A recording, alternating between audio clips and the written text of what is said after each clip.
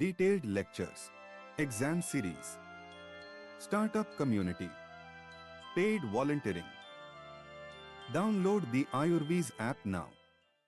Hello students, तो क्या आपका एग्जाम पास आ गया है? समझ में कुछ नहीं आ रहा है कि कहाँ से पढ़ें, कितना पढ़ें, कैसे पढ़ें, क्या पढ़ें, ये सब कुछ समझ में अगर नहीं आ रहा है तो चिंता कुछ नहीं करने का जरूरत है। आराम से बैठो, ये वीडियो देखो, लास्ट में सब तुम्हें एक बहुत अच्छा पावर बूस्ट हो जाएगा। तो अभी देखो, अगर आप तुम्हारे पास 2-3 दिन भी बाकी है तो ये वीडियो देखो, बहुत कुछ अभी मिल सकता है, तो इसलिए हौसला रखो। चलो देखो, अगर 2-3 दिन तुम्हारे पास बाकी है, 2-3 दिन क्यों कह रहे हैं, 2-3 दिन अभी, आज तो पहला दिन में तुम ये वीडियो देख रहे हो। आज इस वीडियो देखने के बाद इसको प्रैक्टिस करोगे, याद करोगे जितने, अगले दिन उसके बाद ये पूरा रिवाइज करोगे। तुम 2 से 3-4 बार अगर मल्टीपल टाइम्स ये जो ये वीडियो में बताया जा रहा है, जितना बताया जा रहा है उतना भी करके जाते हो तो तुम 50 क्या भाई, इससे तो ज्यादा ही लाओगे। इतना तो पक्का प्रूफ है। तुम कमेंट में आकर के बता के जाना इसके बाद, एग्जाम के बाद कैसा गया वो सारा, ताकि दूसरे जो बच्चे देखे वीडियो उन लोग को भी हेल्प हो। अब चलो आगे बढ़ते हैं, क्या क्या तुम्हें इस वीडियो में मिलने वाला है। तो जैसे कि यहाँ पे तुम्हें फर्स्ट प्रूफ है, तो तुम्हें कुछ समझ में नहीं आ रहा होगा कि पेपर कैसे अटेम्प्ट करते हैं, यूनिवर्सिटी का कहाँ से शुरू करना है, कितना पढ़ना है, ये सब वगैरह कैसे देखें, शॉर्ट वीडियो लेक्चर तुरंत कैसे देखें, नोट्स कहाँ से लाएं, निमोनिक्स कैसे बना सकते हैं, ये सब तुम्हें एक वीडियो में मिलेगा आज। देखो, तुम पूरा YouTube पर छान लो, कहीं तुम्हें ये वीडियो कंटेंट नहीं मिलने वाला है। सिर्फ ये तुम्हें आयुर्वेद पे मिलेगा और ये सारा फ्री में रहने वाला है। ये एग्जाम सीरीज के अंदर आने वाला है, ठीक है। तो आप देखो पेपर को अटेम्प्ट कैसे करना है। पेपर अटेम्प्ट करने के लिए, और हाँ, इससे पहले शुरू करने से पहले आयुर्वेद करके ऐप है गूगल प्ले स्टोर पर, तो वहां से जाकर के डाउनलोड करो। नोट्स वगैरह तुम्हें वहां मिल जाएगा। अगर यहाँ के डिस्क्रिप्शन बॉक्स में नोट्स ये नहीं मिलता है, फ्री है नोट्स। अगर डिस्क्रिप्शन बॉक्स में नोट्स नहीं रहता है तो ऐप डाउनलोड करके वहां तुम इसको एक्सेस कर सकते हो, सारा फ्री रहेगा, ठीक है। अब देखो पेपर अटेम्प्ट कैसे करना है। पेपर अटेम्प्ट का जो स्ट्रेटजी होता है, तो पहले बात जो है, यूनिवर्सिटी के पेपर आता कैसे, वो पेपर ऐसे रहेगा, ऐसा, ठीक है। और ये व्हाइट रहेगा, प्लेन रहेगा, ठीक है। तो इसको तुम्हें, जो प्लेन पेपर है, तो प्लेन पेपर पे हिंदी में राइटिंग तुम्हें आना चाहिए लिखना। कहीं ऐसे ऐसे लिखते लिखते ऐसे ना करो, ऐसे ना करो, ये सब नहीं होना चाहिए। लाइन बिल्कुल ऐसे ऐसे होना चाहिए, ठीक है। दूसरा जो है, क्लीन लिखो, स्पेस दे के लिखो, और पॉइंट वाइज लिखो। पॉइंट वाइज लिखो। पॉइंट वाइज लिखने से, स्पेस दे के लिखने से, अगर तुम्हारा राइटिंग गंदा भी है तो एग्जामिनर पे अच्छा इंप्रेशन पड़ेगा। और बहुत सारे पेजेस होते हैं आंसर शीट में, तो पेज खत्म होने का कोई चिंता नहीं है। और 5 मार्क्स वाले जो क्वेश्चन होते हैं, एमसीक्यू वाले तो लिख लोगे, 5 मार्क्स वाले और 10 मार्क्स वाले। तो 5 मार्क्स वाले जो क्वेश्चन होते हैं उसे अटेम्प्ट करने के लिए तुम 2 से 3 पेज जरूर लिखो आंसर शीट पे। 10 मार्क्स वाले जो होते हैं उसे 4 to 6 पेज जरूर लिखो। और इससे ज्यादा और कम मत करना, क्योंकि टाइम कम पड़ जाएगा, 3 घंटे ही टाइम रहते हैं, ठीक है।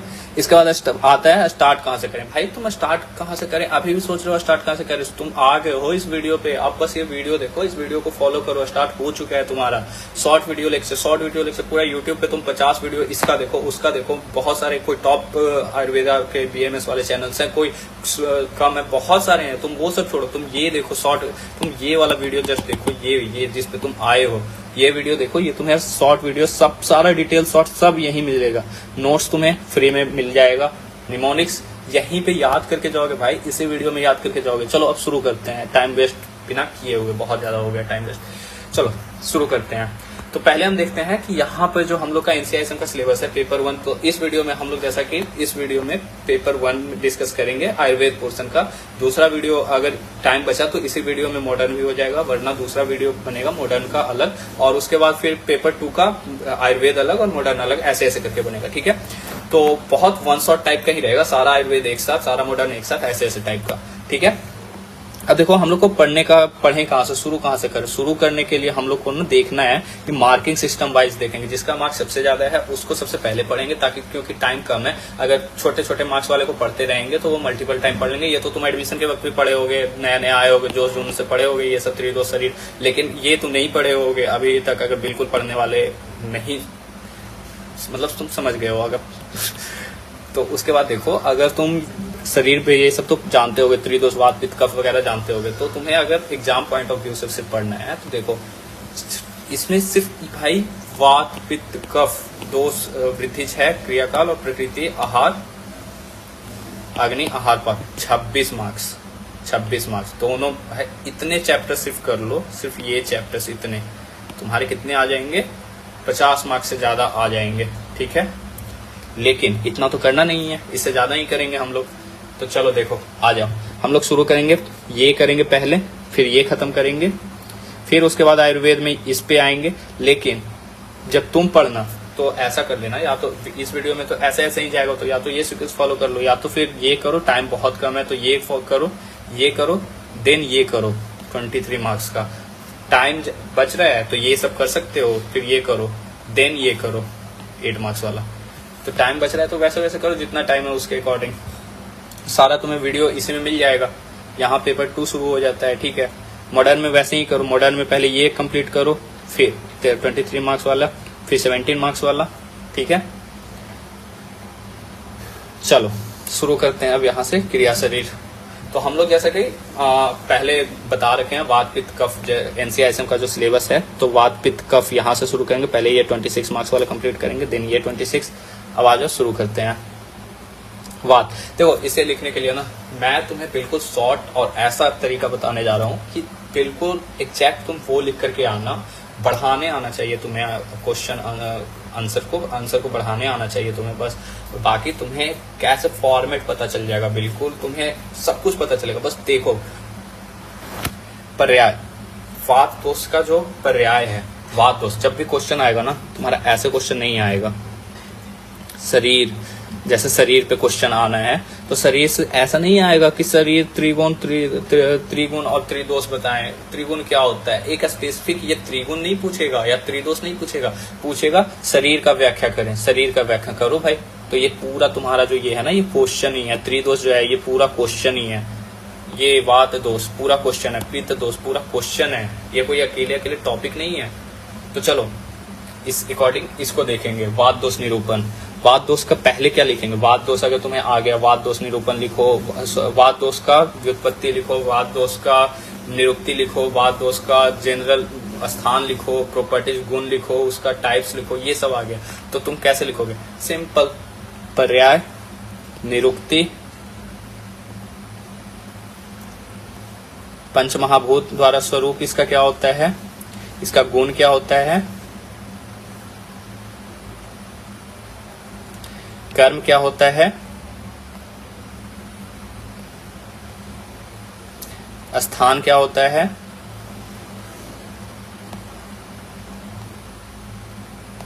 भेद कितने हैं, प्राण वायु के स्थान कितने हैं, इसके भेद के स्थान वगैरह, उदान वायु स्थान और कर्म, समान वायु के स्थान और कर्म, ज्ञान वायु के स्थान और कर्म,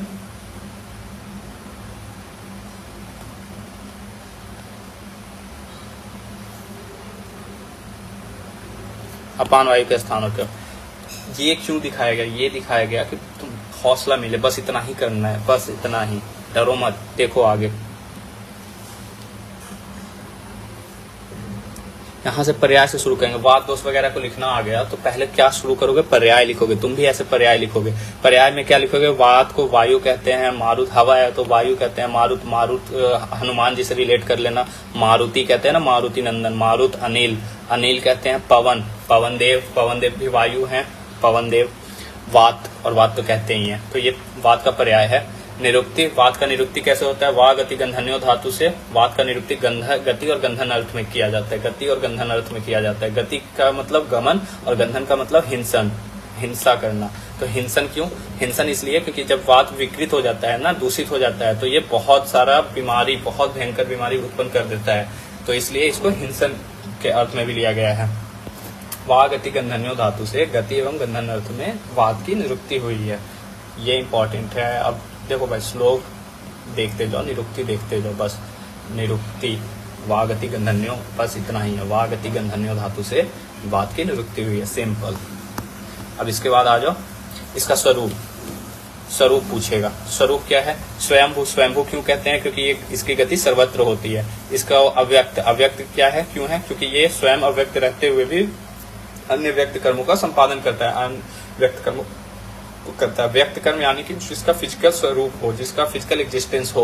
अव्यक्त यानी जो नॉन एग्जिस्टेंस हो। तो वायु वायु का फिजिकली प्रेजेंट नहीं है, पर अव्यक्त अदृश्य होकर के ये अपना दूसरों को व्यक्त कर्मों का संपादन करता है। ठीक है, तो उसके बाद आता है इसका स्वरूप आशुवाही। आशुवाही क्यों है? क्योंकि ये शीघ्रगामी है। शीघ्रगामी होने के कारण जल्दी ही ये दूषित होकर के और सब शरीर में जाकर के ये दोष उत्पन्न करके और फिर बीमारी पैदा कर देता है। तो इसका कितना स्वरूप क्या क्या हो गया? स्वयंभू, अव्यक्त, आशुवाही, ये इसका स्वरूप हो गया।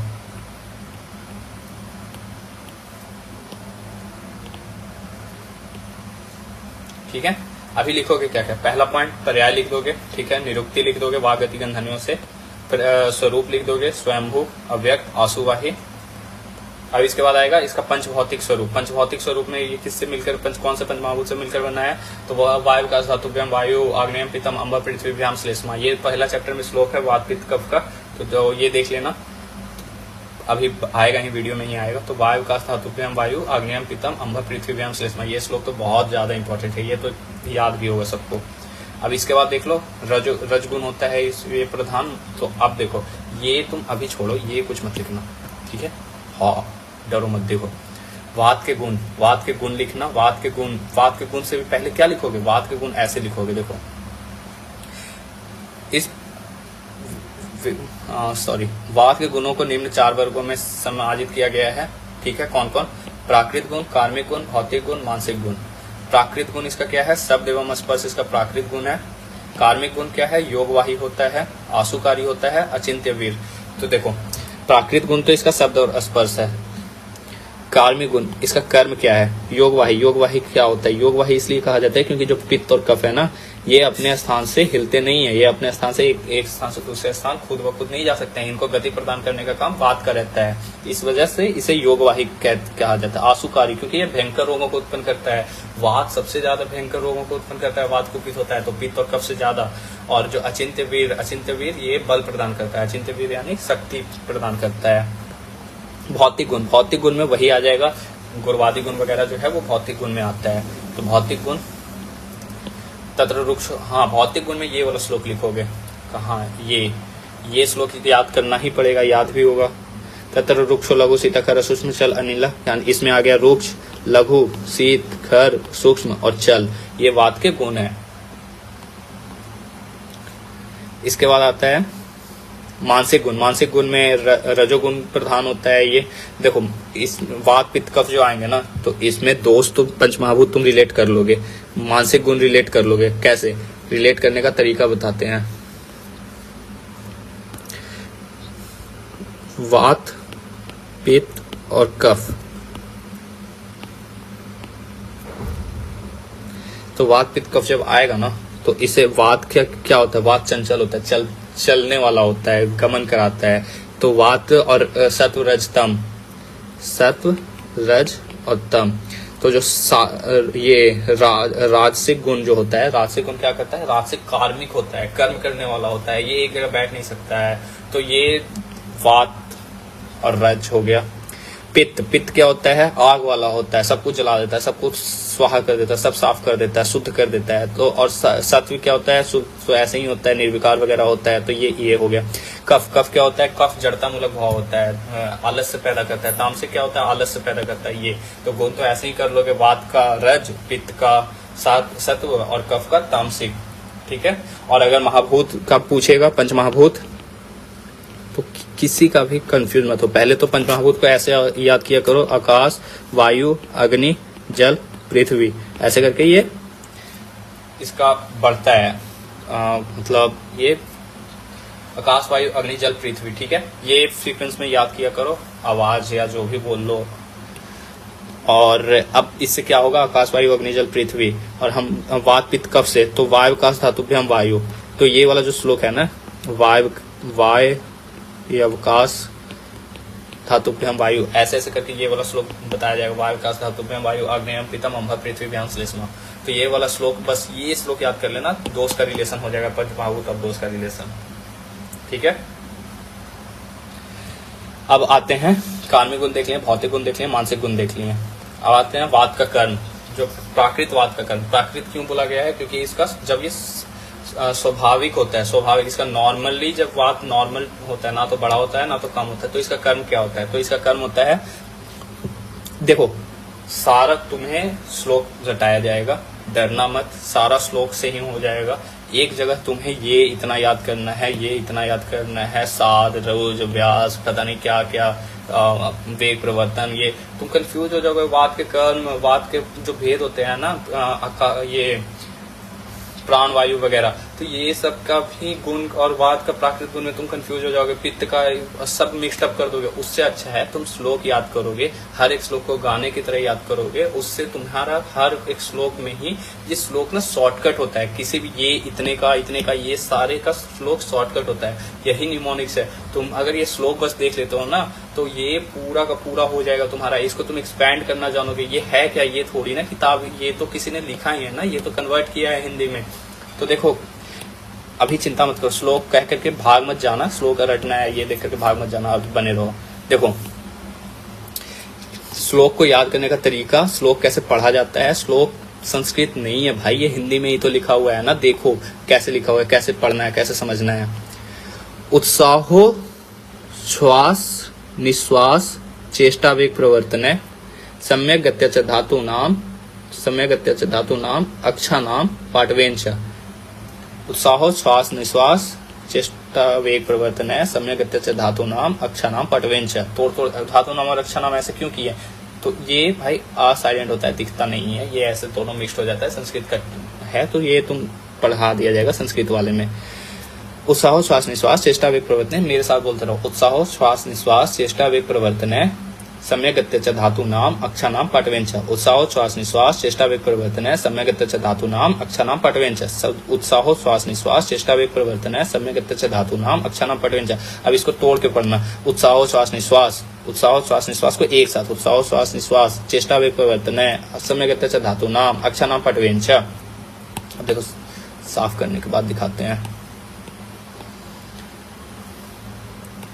उत्साहो श्वास निश्वास चेष्टा वेग प्रवर्तन है, उत्साहो श्वास निश्वास चेष्टा वेग प्रवर्तन है सम्यक गत्या च धातु नाम अक्षा नाम पाठवेन च। उत्साहो श्वास निश्वास चेष्टा वेग प्रवर्तन है, ये एक साथ, सम्यक गत्या च धातु नाम ये एक साथ, और अक्षा नाम पाठवेन च ये एक साथ। उत्साहो श्वास निश्वास चेष्टा वेग प्रवर्तन है, उत्साहो श्वास निश्वास चेष्टा वेग प्रवर्तन है सम्यक गत्या च धातु नाम अक्षा नाम पाठवेन च। इसको और ये सबको गाना अगर तुम अपने अकॉर्डिंग बना सकते हो, सिंगर हो, मैं तो नहीं हूँ, तो जो सिंगर है या फिर अपने अकॉर्डिंग इसको कन्वर्ट कर सकते हो तो करो। इसको अपने आवाज में रिकॉर्ड करो, ईयरबड्स लगा के सुनते रहो, जहाँ जो काम करो ये ऐसे कान में जाएगा, सब याद हो जाएगा। इसको 15 बार कम से कम दिमाग में रिपीट करो, 15 बार बोलो दिमाग में, उसके बाद फिर 5 से 10 बार तुम कॉपी पर लिखो इस श्लोक को। याद कैसे नहीं होगा, जरूर याद हो जाएगा। और एग्जाम का टाइम आ गया है तो इतना तो करना पड़ेगा। उत्साहो श्वास निश्वास चेष्टा वेग प्रवर्तन है उस समय गत्या च धातु नाम अक्षा नाम पाठवेन च। ठीक है, हो गया। अब उत्साह, इस श्लोक का मतलब कैसे निकाला जाता है, क्या श्लोक कह क्या रहा है, तो तोड़ के श्लोक का मतलब निकलेगा। उत्साह श्वास और निश्वास चेष्टा वेग प्रवर्तन सम्यक गत्या च धातु नाम अक्षा नाम पाठवेन च, ये तोड़ दिए। ठीक है, उत्साह करना, देखो उत्साह करना, श्वास और निश्वास, श्वास निश्वास, चेष्टा वेग प्रवर्तन, वेग को परिवर्तित करता है, सम्यक गत्या च धातु नाम धातुओं का गति को सामने बनाए रखता है, सम्यक गति रखता है। अक्षा नाम, अक्षा क्या होता है, अक्षी क्या है, इंद्रिय है, तो इंद्रियों को बल प्रदान करता है। पाठवेन, इंद्रियों को पटुता यानी बल प्रदान करता है। ठीक है, तो ये हर श्लोक में ऐसे बताएंगे नहीं, इस श्लोक में टाइम लगा क्योंकि ये इतना बताना था। अब देखो प्राकृतवाद के कर्म हो गया, ये सब छोड़ दो, सब छोड़ो, इतना छोड़ो।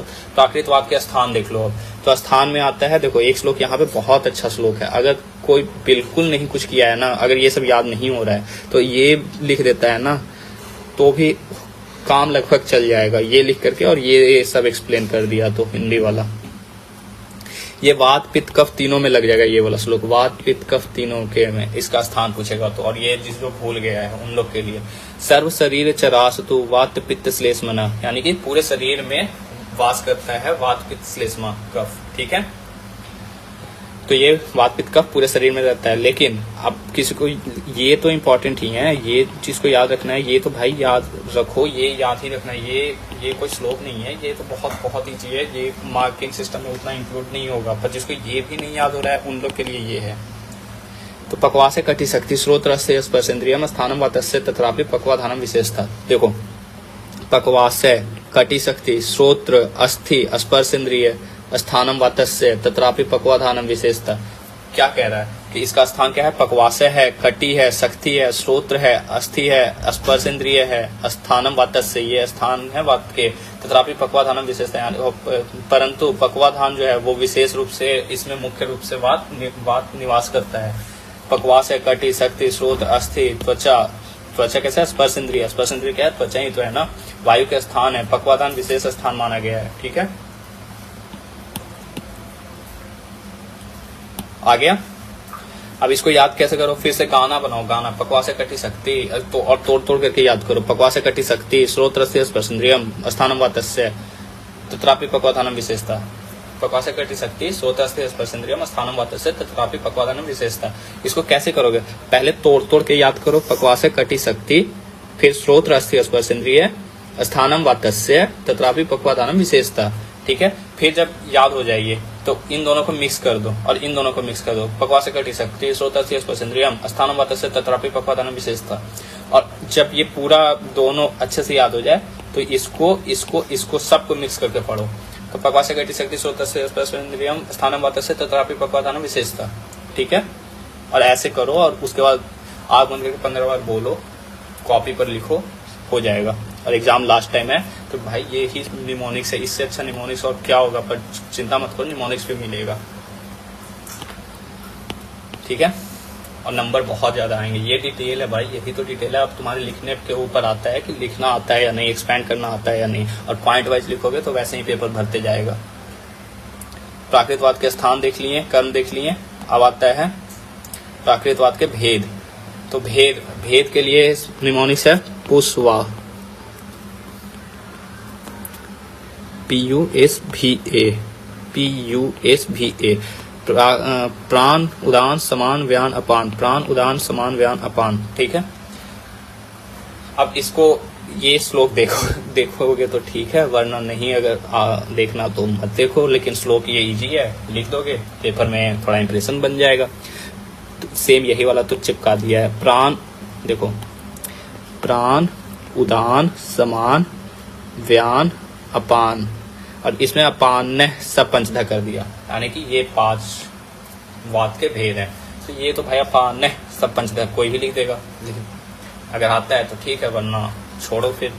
पर ये करोगे इंप्रेशन बनेगा। श्लोक ये सब इजी श्लोक है, ये सब तो आज आ जाना चाहिए।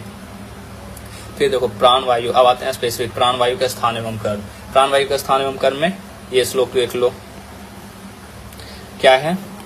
उरह कंठ चरो बुद्धि हृदय इंद्रिय चित्त दृक् अष्ठीवन छप्तुद्गार निश्वासन अन्न प्रविष्कृत, निश्वासन अन्न प्रविष्कृत। ठीक है, तो उरह कंठ चरो यानी कि उरह और कंठ में चरता है, बुद्धि यानी कि सिर में अस्थि इसका जो है वास करता है, बुद्धि हृदय इंद्रिय बुद्धि इंद्रिय हृदय इंद्रिय को धारण करता है, अष्ठीवन छप्तुद्गार निश्वास और अन्न प्रवेश करना इसका कार्य है। तो एक ही बार में इसका स्थान और कार्य दोनों मिल गया। तो अब तुम इसको बस देख लेते हो, तो ये सब इतना और इधर चरक ये सब इतना करने का जरूरत नहीं है। तुम सिर्फ ये लिखो, तुम सिर्फ ये लिखो और इसी को एक्सप्लेन कर दो कि ये सिर में रहता है, उरह प्रदेश में कंठ में संचरण करता है। अष्ठीवन क्या होता है? थूक वगैरह जो है, लाल स्राव वगैरह, इसे अष्ठीवन कहते हैं। अष्ठीवन छप्तु हो गया छींक, उद्गार यानी डकार, निश्वास और अन्न प्रवेश करना यानी कि रेस्पिरेशन का कार्य, और अन्न प्रवेश यानी कि मुख द्वारा आमाशय में जो अन्न खाते हैं जाता है, उसे अन्न प्रवेश करने का भी काम प्राणवायु का होता है। बस इतना, ये सब छोड़ दो, ये इससे ज्यादा क्या होगा कम। और हाँ, तुम जो ये हाईलाइट करवाया जा रहा है, एक दूसरा हाईलाइटर लेकर के बैठना, और जो तुम्हारे बुक में वो हाईलाइट नहीं किया हो उस कलर का, वो हाईलाइटर से सिर्फ हाईलाइट करना, ताकि एग्जाम के टाइम में बस वो हाईलाइटर देखो और बस वो देख करके जाना। और इसमें ये होगा ना कि बस ये श्लोक देखने से ये भी फायदा हो रहा है कि तुम जब एग्जाम वाले दिन सुबह उठ करके बस ये श्लोक पढ़ना, और श्लोक पढ़ने के बाद पूरा पेज पढ़ने की जरूरत नहीं है, सिर्फ श्लोक देखो, जाओ। फोन में फोटो लेना है, फोन में फोटो लो, एग्जाम हॉल में सिर्फ एंटर करने से पहले तक फोन से देख लो एक बार, ठीक है। इसी को देखो एक्सपैंड कर दिया, ये लिख दिया, अब इसी पॉइंट को एक्सपैंड कर दिया, पॉइंट में लिख दिया। भाई यही आयुर्वेद का बेनिफिट है, आयुर्वेद लेने का यही बेनिफिट है। एक्सपैंड करने के लिए तुम्हें कंटेंट ढूंढना नहीं पड़ेगा, एक श्लोक याद करो, उधर कंटेंट मिल गया, इधर कंटेंट मिल गया। संक्षेप में प्राणवायु के कर्म को निम्न रूप से प्रस्तुत किया जाता है, संक्षेप में करके लिख दिया। क्या लिखा है कि वह जो प्राण द्रव्य है वाहक होने के कारण शरीर को जीवन प्रदान करता है, जीवन देता है। फिर क्या है, मुख द्वारा लिए गए आहार को आमाशय तक पहुंचाता है। ये क्या है, अन्न प्रवेशकृत, थूकना, लालसराव, छींकना, छवथु, उद्गार, श्वास का कर्म करता है, बुद्धि, इंद्रिय, हृदय को धारण करता है। और इसमें फिर और अगर बढ़ाना है तो वायु जब दूषित होता है तो हिक्का, और वायु कहाँ रहता है, वायु का कर्म क्या है, तो अगर वो दूषित हो जाएगा तो उस स्थान का रोग उत्पन्न करेगा, वो जिसका नॉर्मल कर्म है उससे अपोजिट कर्म करेगा। तो ये तो रोग उत्पन्न कर दो वाले को तुम खुद से लिख दोगे, दूषित होने पर क्या क्या होता है। फिर उसके बाद आएगा, अगर और बढ़ाना है तो तुम लिख सकते हो कि वात वृद्धि के लक्षण क्या है, वात क्षय के लक्षण क्या है, वातल पुरुष के लक्षण क्या है। तो ये सब तुम लिख सकते हो और पेपर में बढ़ा सकते हो कंटेंट। अगर कोई कुछ भूल गए, कोई कम लिखे, कोई बड़ा लिखे, तो ऐसे ऐसे करके मिक्स करके तुम 2 पेज, 4 पेज, 6 पेज भर सकते हो। उदान वायु के स्थान एवं कर्म, उदान पी हो गया, पुष्वा में पी हो गया, प्राण वायु, उदान वायु। तो उदान वायु का श्लोक है, उरा स्थानम उदानस्य नासानाविकलांश शरीर वाक प्रवृत्ति प्रयत्नोर्जा बल वर्ण स्मृति क्रिया। गाना की तरह याद करो, मेरे से ऐसे ही बना जो भी है। उरा स्थानम उदानस्य, उरा स्थानम उदानस्य, एक एक बार में तोड़ तोड़ के पढ़ो।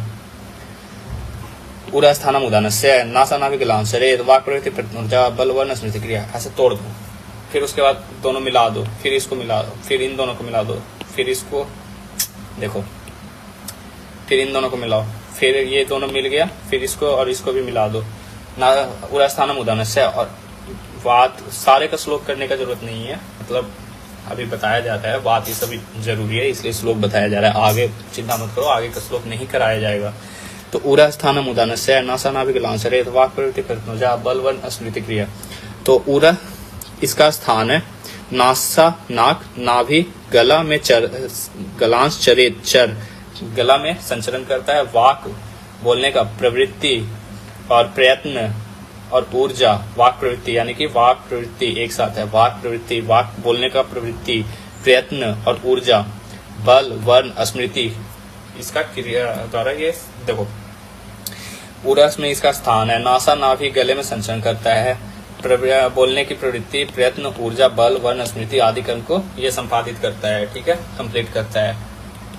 अब हर श्लोक को ऐसे ऐसे करेंगे फिर तो बहुत टाइम लग जाएगा, बस बता देते हैं, तोड़ के पढ़ना, बाकी खुद से लिख सकते हो इसको। पूरा स्थानम उदानस्य नासानाविकलांश शरीर वाक प्रवृत्ति प्रयत्नोर्जा बल वर्ण स्मृति क्रिया, और ये सब हाईलाइट करते जाना। हाईलाइट करने से ये होगा कि तुम इस वीडियो के कंप्लीट होने के बाद तुम खुद से पढ़ोगे, रटोगे, आ जाएगा। अब इसके बाद आता है समान वायु के स्थान एवं कर्म। समान वायु के स्थान एवं कर्म का ये श्लोक इंपॉर्टेंट है, बस ये सब देखो। समानो अग्नि समीपस्थ, समानो अग्नि समीपस्थ, समानो कहाँ गया, समानो अग्नि समीपस्थ, कोष्ठ चरति सर्वतः, अन्न गृहति पच्यति विवेच्यति मुयच्यति। समानो अग्नि समीपस्थ, कोष्ठ चरति सर्वतः, अन्न गृहति पच्यति विवेच्यति मुयच्यति। ये ऐसे कर ली, फिर ऐसे ऐसे ऐसे जो भी है, ठीक है, याद कर लेना। तो ये बताया क्या जा रहा है, इसका मतलब क्या है, लिखोगे, श्लोक याद रहेगा, इसका मतलब भी तो आना चाहिए ना, कैसे लिखोगे। तो समानो अग्नि समीपस्थ, किसके समीप, समानो अग्नि समीपस्थ, समान जो है अग्नि के समीप रहता है। कौन सा अग्नि, अग्नि अगर कुछ नहीं लिखा है तो जठर अग्नि कहा जाता है, जठराग्नि। तो समान अग्नि जठराग्नि के समीप रहता है। कोष्ठ चरति सर्वतः, पूरे कोष्ठ में ये संचरण करता है, अन्न को ग्रहण करता है, पाचन करता है, विवेच्यति यानी सार्किट में विभाजन करता है, मुयच्यति यानी कि पक्वाशय में ये आता है, पक्वाशय में इसको छोड़ा जाता है फिर। तो समान वायु का ये कार्य है, यहाँ यहाँ स्थान है। जठराग्नि के समीप रहता है, कोष्ठ में सब और विचरण करता है, निम्न कार्य है, अन्न का ग्रहण, पच्यति, विवेच्यति, मुयच्यति, ठीक है। फिर आता है, ये सब छोड़ दो, व्यान वायु। व्यान वायु का ये श्लोक है, व्यानो हृदय अस्थिता कृतस्म देशारी महाजवा गत्यक्षेप उत्क्षेप निमेष उन्मेष नादिका। बस तो देखो, व्यानो हृदय अस्थिता, ये एक साथ, व्यानो हृदय अस्थिता कृतस्म देशारी महाजवा गत्यक्षेप ये वाला अगर नहीं आता है ना किसी को, तो इसमें कुछ नहीं है।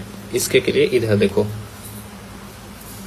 गति अपक्षेप उत्क्षेप निमेष उन्मेष, बस ये याद रखो, गति अपक्षेप उत्क्षेप निमेष उन्मेष। अगर ये गति अपक्षेप ऐसे करके नहीं लिखने पा रहे हो तो गति लिखो, अपक्षेप लिखो, उत्क्षेप लिखो, निमेष लिखो, उन्मेष लिखो और उन्मेषण नादिका कर दो लास्ट में, ये उन्मेषण नादिका। ठीक है, तो गति अपक्षेप उत्क्षेप निमेष उन्मेषण नादिका। व्यानो हृदय अस्थिता कृतस्मदेचारी महाजवा, व्यानो हृदय अस्थिता कृतस्मदेचारी महाजवा, व्यानो हृदय अस्थिता कृतस्मदेचारी महाजवा, व्यानो हृदय अस्थिता कृतस्मदेचारी महाजवा। बोलते जाओ, कोई पागल समझे समझने दो, और इसको गाने की तरह याद करना। ठीक है, व्यान हो गया, अपान, और व्यान ये सब का इसी कितना है, व्यान वायु। व्यान वायु का श्लोक याद नहीं आ रहा है ऐसा थोड़ी है, व्यान का समानो अग्नि समीपस्थ से करोगे, व्यान व्यान सब व्यानो हृदय अस्थिता तुरंत याद आ जाएगा। कृतस्म देहचारी महाजवा, महाजवा सॉरी हाँ महाजवा नहीं बताया, कृतस्म देहचारी यानी कि कृतस्म देहचारी बताया गया है, यानी कि ये जो है पूरे समस्त देह में चारी चर क्या होता है, संचरण करना, तो कृतस्म देहचारी। और महाजवा, महाजवा हृदय में स्थित होता है। हृदय में क्या होता है, बड़ी बड़ी जो आर्टरीज वगैरह होती है, तो महावेग, महावेग से महावेग वाली होती है, महावेग, इसका गति अधिक रहती है, तो महावेग वाली जो है। फिर उसके बाद आता है अपान वायु के स्थान एवं कर्म। अपान वायु के स्थान एवं कर्म में अपानो अपान गश्रोणी वस्ति मेड़ो रुगोचरा शुक्रातप सक्रिनमूत्र गर्भ निष्क्रमण क्रिया। कैसे होगा, अपानो अपान गश्रोणी ये एक साथ, वस्ति मेड़ रुगोचरा एक साथ, शुक्रातप सक्रिनमूत्र गर्भ निष्क्रमण क्रिया। ठीक है, ये तो भाई ये ट्रिक है। देखो, अपान वायु का क्या कह रहा है, अपानो अपान गश्रोणी वस्ति मेड़ो रुगोचरा। अपानो अपान गश्रोणी, अपान यानी होता है कटी के नीचे, कमर के नीचे वाले भाग को में अपान वायु रहता है। वस्ति श्रोणी, ठीक है, मेड़, मेड़ पेनिस को कहते हैं। रू, रू, ये जो रू है, रू क्या होता है, रू उरु, उरु यानी थाइज वाले पार्ट में, और चर, चर यानी संचरण, सुख। और ये जो देखो, इसका कर्म देखना है, तो कर्म के लिए कितना, पान वायु कमर से नीचे रहता है, कमर से नीचे क्या क्या हम लोग कर्म करते हैं, शुक्र आर्तव सक्रिन मूत्र, शुक्र आर्तव सक्रिन, सक्रिन होता है पुरुष, मूत्र गर्भ का निष्क्रमण, ये सबको निकालने का कार्य अपान वायु करता है। ठीक है, अब वायु, अपान वायु अपान यानी कटी के नीचे प्रदेश में रहता है, श्रोणी वस्ति मेड़ उरु में संचरण करता है, और शुक्र आतप पुरुष मूत्र गर्भ का निष्क्रमण का कार्य करता है। ठीक है, बस ये देखो, ये सब देखने का जरूरत नहीं है, इसी में सब कुछ लिखा हुआ है। फिर हम लोग का यहाँ पे वात दोष खत्म हो गया, तो ऐसे ही पित्त है, ऐसे ही कफ है, चिंता मत करो, सारा श्लोक से नहीं होगा। वात पित्त कफ का श्लोक इंपॉर्टेंट है, क्योंकि तुम आयुर्वेद में आए हो, वात पित्त कफ तो आना ही चाहिए। तो इसको लिखोगे कैसे, वात दोष को, वात दोष को लिखने के लिए पहले लिखोगे इसका पर्याय, पहले लिखोगे पर्याय, फिर लिखोगे निरुक्ति, वायु मारु। तो ये निरुक्ति कैसे, आंखें बंद करो और जो जो अभी पढ़ाए हैं उसको जितना भी याद है, जितना भी समझ पाए हो, उसको दिमाग में लाने का कोशिश करो। पर्याय, वात का पर्याय मारुत, मारुत हनुमान जी है, वात मारुति नंदन, वायु मारुत अनिल पवन वात, ये पर्याय है। आंखें बंद करो। निरुक्ति, निरुक्ति वा गति गंधन्यो धातु से गति एवं गंधन अर्थ में की गई है। ठीक है, स्वरूप स्वयंभू अव्यक्त आसुवाही, ये इसका स्वरूप होता है। इसका जो वात का गुण होता है, वात का गुण कितना कैसे होता है, तो तत्र वृक्ष वाला तो भौतिक गुण में आता है, उससे पहले प्राकृत गुण। प्राकृत गुण क्या है, शब्द स्पर्श। कार्मिक गुण क्या है, कर्म क्या करता है, योगवाही होता है, पित्त कर्म को इधर से उधर घुमाने में काम करता है। आशुकारी होता है, भयंकर रोग उत्पन्न करता है। अचिंत्य बल प्रदान करता है, ये इसका कार्मिक गुण है। भौतिक गुण तत्र वृक्ष, फिर उसके बाद श्लोक लिए वाला लिखोगे, तत्र वृक्ष लघुसितकर सूक्ष्म चल अनिला। ठीक है, उसके बाद आता है मानसिक गुण। मानसिक गुण में रजोगुण प्रदान, प्राकृतवाद के कर्म क्या है? उत्साह श्वास निश्वास चेष्टा वेग प्रवर्तन सम्यक से धातु नाम अक्षर नाम पाठवेंच। फिर आगे ऐसे ही रिवीजन भी करोगे। फिर आगे प्राकृतवाद के स्थान सर्व शरीर रास्तु वात पित्त श्लेष मना, ठीक है। लेकिन अब इसको तुम स्पेसिफिक लिखोगे, पक्वासे कटि शक्ति श्रोत्र अस्थि स्पर्श इंद्रियम स्थानम वातस्य तत्रापि पक्वाधानम विशेषता, ठीक है। पक्वाधान में इसका विशेष स्थान होता है और इसको एक्सप्लेन करोगे। ये सब रिवीजन इतना देख रहे हो, बात कितना जल्दी जल्दी खत्म, एक एक पेज में एक एक ऐसे गुण और ये सब याद करोगे ना तो इधर उधर बहुत कंफ्यूजन हो जाएगा, सब मिक्सड अप करके आओगे। वात के भेद पुष्वा PUSVA, वात के भेद ये ट्रिक याद रखना, क्योंकि ना वात पित्त कफ हमेशा ये मिक्सड हो जाता है, सारा ये मिक्सड हो जाता है, ठीक है। प्राण वायु के स्थान पूरा कंचरो बुद्धि से श्लोक है, इसका एक्सप्लेन करते हैं। उदान वायु स्थानम उदानस्य समान समानो अग्नि समीपस्थ व्यानो हृदय स्थित अपानो अपान गश्रोणी। खत्म। अब आते हैं पित्त निरूपण पे, पित्त दोष पे।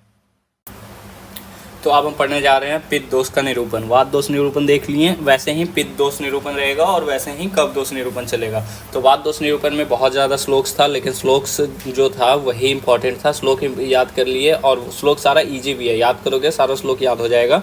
तो उसके बाद फिर उसका स्थान कर्म ये सब तुम्हें सब कुछ पता चल जाएगा, बस उसको इलेबोरेट करना आना चाहिए। उसी को बार बार रिपीट करके लिख दो, पॉइंट वाइज में लिख दो, और अगर कहीं पे डायग्राम बनता है, चार्ट बनता है, उसको चार्ट में बना करके दिखा दो, ठीक है।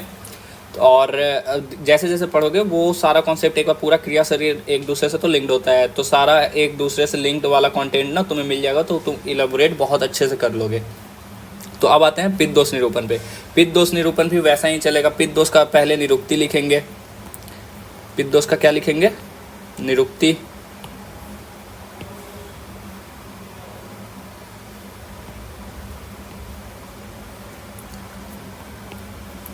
पित्त दोष का पहले निरुक्ति चलेगा, फिर क्या चलेगा? वैसे ही इसका भी पर्याय और जो भी है पित्त का पंचभौतिक स्वरूप चलेगा। फिर इसके बाद फिर इसका है स्वरूप एवं गुण, पित्त का स्वरूप एवं गुण।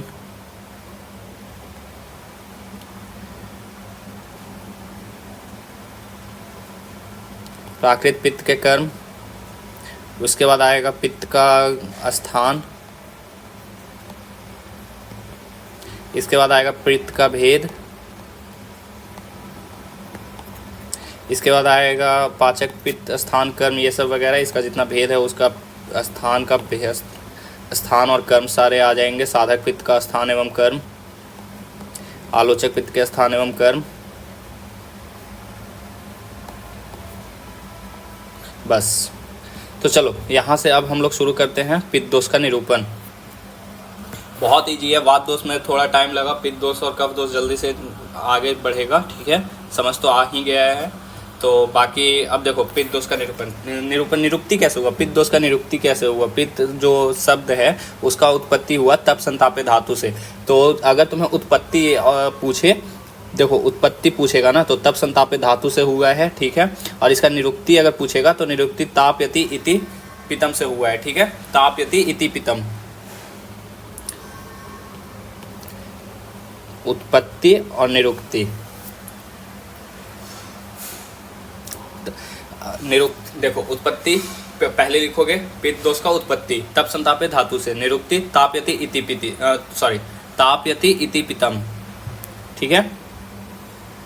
उसके बाद आता है, हाँ, अगर इसका व्याख्या वगैरह और करना है तो ये लिख देना, ये इजी श्लोक है। श्लोक देखो, इसमें श्लोक ज़्यादा याद नहीं हो पाएगा, तो देखो इसका स्वरूप इसका स्थान, इसका गुण और इसका कर्म, पित्त और कफ का ये श्लोक में याद करना पड़ेगा। और बाकी जो है इसका भेद, वो सारा भेद इसको बताया जाएगा, अभी देखते हैं। तो देखो अगर इसका व्याख्या करते हैं तो व्याख्या में लिख देना, अपि दीयते प्राकृत अवस्था रक्षते विकृत अवस्था नाशते वा शरीरम अनेनिति पितम। देखो ये तुम पढ़े होगे एक श्लोक में कि जो प्रकृति अवस्था होता है तो उसमें रक्षा करता है, विकृत होने पर नाश कर देता है। तो वही वाला चीज़, ये वाला तो तुम इजीली ये सबको पता होता है। ये इतना प्रकृति अवस्था रक्षते विकृत अवस्था नाश्यते, ठीक है। तो बस तुम्हें ये लगाना है, अपि दीयते और वा शरीरम अनेन इति पितम, वा शरीरम अनेनिति पितम, वा शरीरम अनेनिति पितम, वा शरीरम अनेनिति पितम। ऐसे करके करोगे तो ये श्लोक आ जाएगा। देखो श्लोक तुम्हें इसलिए बताया जा रहा है ना, ज़्यादा से ज़्यादा श्लोक लिखोगे ताकि ये इंप्रेशन पड़ता है, श्लोक से नंबर मिल जाएगा। और ये सब श्लोक जो ईजी है, चलो हार्ड और लंबा और जो वैसा वैसा वर्ड वाला है वो मत याद करो, पर जो श्लोक ईजी है जो लिख सकते हो वो तो एटलीस्ट करो ना, वहाँ से तो नंबर गेन करो। अब इसके बाद देखो, अपि दीयते प्रकृति अवस्था रक्षते विकृत अवस्था नाशते, ठीक है।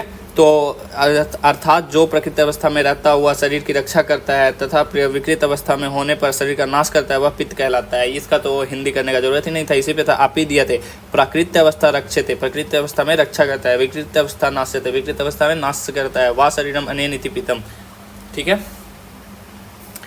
फिर इसके बाद आता है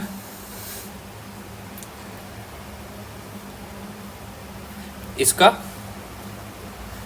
सत्व गुण होता है, बताए थे वात निरूपण में। फिर इसके बाद फिर इसका पंचभौतिक स्वरूप, पंचभौतिक में कौन कौन सा, तो वायु विकास धातुभ्यम वायु आग्नेयम पितम, ठीक है। तो आग्नेयम पितम में अग्नि महाभूत से इसका उत्पत्ति बताया है।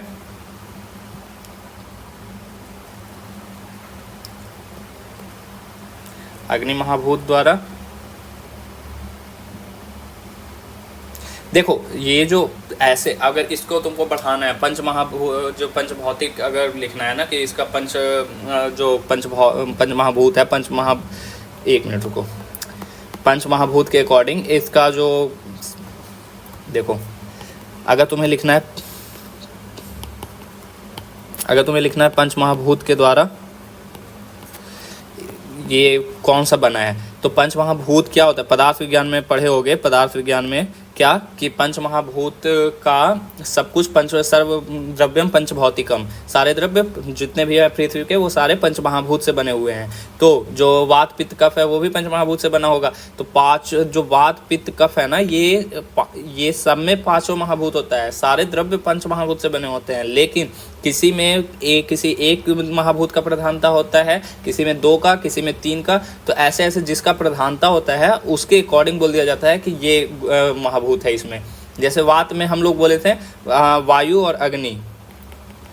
और अग्नि हम लोग वात में बोले थे, पर ऐसा थोड़ी है कि सिर्फ वायु और अग्नि है। इसका पृथ्वी जो महाभूत का है वो हर एक अंश इसमें विद्यमान रहता है। जैसे कि वायु अग्नि, ठीक है, तो वायु अग्नि से ये मिलकर के बना है। इसके अलावा इसमें ये भी है, जल भी है, इसके अलावा इसमें आकाश भी है, इसके अलावा पृथ्वी भी है। तो सारा महाभूत है इसमें, पर प्रधान क्या है, वायु और अग्नि महाभूत प्रधान है। तो वैसे ही पित्त में प्रधान क्या है तो सारा पंच महाभूत, पर इसमें प्रधान क्या है, इसमें अग्नि है प्रधान और मुख्य। कफ में क्या प्रधान है, कफ में अंभ पृथ्वीभ्याम श्लेष्मा, तो ये हो गया, ठीक है।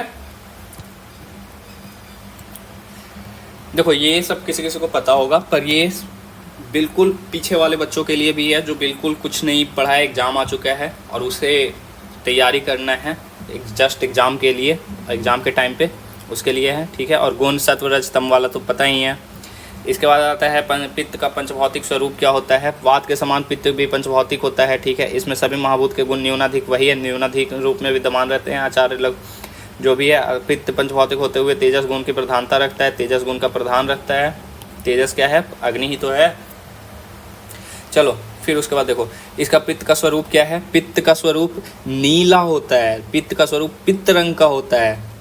गुण एवं कर्मों का पित्त का स्वरूप एवं में रख कर वर्णात्मक राग। देखो यहाँ पे पित्त का गुण बता दिया है पहले, तो पित्त का गुण लिखेंगे हम लोग। पित्त का गुण क्या है, पित्तम सस्नेह तीक्ष्णोष्णम लघु विश्रम सरम द्रवम। तो और ये सब जो गुण है ना, ये सारा अष्टांग हृदय वाला याद कर रहे हैं, तो साथ में इसका अष्टांग हृदय भी लिख देना रेफरेंस। अगर ये सब नहीं याद है सूत्र और ये 1/11 ऐसे ये सब नहीं याद है तो ये सब छोड़ दो, एटलीस्ट अष्टांग हृदय लिख देना। पितम सस्नेह तीक्ष्णोष्णम लघु विश्रम सरम द्रवम, तो ये सब याद होगा यार, ये तो गुण वगैरह तो याद ही सब लोग को रहता है। पितम सस्नेह तीक्ष्णोष्णम लघु विश्रम सरम द्रवम, इसमें गुण क्या बताया है पित्त का। पित्त का गुण बताया है स्नेह तीक्ष्ण उष्ण लघु विश्र और सर द्रव्य, ये पित्त का गुण बताया है। स्नेह तीक्ष्ण उष्ण लघु विश्र सर द्रव्य, ये ठीक है। और इसका जो स्वरूप है वो स्वरूप भी देखते हैं। तो इसका स्वरूप को क्या है, इसका स्वरूप है नीला होता है, पित्त वर्ण का होता है, उष्ण एवं कटु रस होता है, विदग्ध यानी विकृत हो जाने पर अम्ल रस हो जाता है। यही उष्ण एवं कटु रस होता है, पर विदग्ध यानी विकृत हो जाने पर अम्ल रस हो जाता है। ठीक है, अब इसके बाद आ जाओ, ये स्वरूप देख लिए, गुण देख लिए। अब इसके बाद आ जाओ, ये सब छोड़ दो, पित्त का, और ये सत्व गुण प्रधान होता है, ये तो पता ही है। प्राकृत पित्त के कर्म, यानी कि जो बढ़ा हुआ भी नहीं है और जो घटा हुआ भी नहीं है, ऐसे पित्त का कर्म क्या है? तो ऐसे पित्त का कर्म है पितम पक्तियोस्म दर्शन है, पितम पक्तियोस्म दर्शन है, छूत्रीड रुचि प्रभा मेधा धी सौर्य तनु मार्दवय। वाओ, देखो कितना इजी है, इजी है भाई। देखो, पितम पक्तियोस्म दर्शन है, छू त्रीड रुचि प्रभा मेधा धी सौर्य तनु मार्दवय। इसको पढ़ना पहले सीखो श्लोक को। पितम पक्तियोस्म दर्शन है, छू त्रीड रुचि प्रभा मेधा धी सौर्य तनु मार्दवय। अब इसको इजी करते हैं। इसको पढ़ोगे कैसे? पितम पक्तियोस्म दर्शन है, पितम पक्तियोस्म दर्शन है, पितम पक्तियोस्म दर्शन है, छू त्रीड रुचि प्रभा मेधा, छू त्रीड रुचि प्रभा मेधा, छू त्रीड रुचि प्रभा मेधा धी सौर्य तनु मार्दवय, धी सौर्य तनु मार्दवय, धी सौर्य तनु मार्दवय। ऐसे करके याद करो। और इसको गाना, अगर गाना आता है, कोई सिंगर है, गाना में कर लो, पितम पक्तियोस्म दर्शन है, छू त्रीड रुचि प्रभा मेधा, जो याद जो आता है वो करो। इसके बाद देखो, ये सब करने की जरूरत नहीं है, फिर ये सब कुछ करने की जरूरत नहीं है। हो गया तुम्हारा पित्त का कर्म पूछ रहा था ना, तो पित्त का कर्म आ गया। पित्त का कर्म क्या आया? पितम पक्तियोस्म दर्शन है, पकाता है, ऊष्मा प्रदान करता है, दर्शन का काम करता है। और इसका कर्म क्या है? छू त्रीड रुचि प्रभा मेधा। ये जो है छू त्रीड रुचि प्रभा मेधा धी सौर्य तनु मार्दवय, क्या है ये? देखो, धी, एक तो धी जहाँ होगा ना, याद रखना। देखो, धी, धी बुद्धि होता है, धी बुद्धि होता है या धैर्य होता है। ठीक है, इसको धैर्य से ज्यादा बुद्धि समझना। धी से बुद्धि, धी बुद्धि, बुद्धि। ठीक है, धी बुद्धि ऐसे समझ लो, लिंक कर लो। तो पितम पक्तियोस्म दर्शन है, पितम पक्तियोस्म, बोलते जाओ भाई, तुम भी बोलो। पितम पक्तियोस्म दर्शन है, छू त्रीड रुचि प्रभा मेधा धी सौर्य तनु मार्दवय। पितम पक्तियोस्म दर्शन है, छू त्रीड रुचि प्रभा मेधा धी सौर्य तनु मार्दवय। अब देखो क्या क्या काम है? पाचन का काम है, पक्तिस, उष्णता, उष्ण जो भी है उष्णता प्रदान करने का, दर्शन, क्षुधा, छू का क्या है? क्षुधा शॉर्टकट है। अरे संस्कृत पहले ज़माने में सारे लोग शॉर्टकट अपनाते थे भाई, तो अब आज के लोग सोचते हैं हम लोग मॉडर्न हैं। तो देखो, छू त्रीड रुचि प्रभा मेधा, त्रीड यानी होता है तृष्णा, क्षुधा तृष्णा, रुचि प्रभा और मेधा, धी यानी बुद्धि, सौर्य,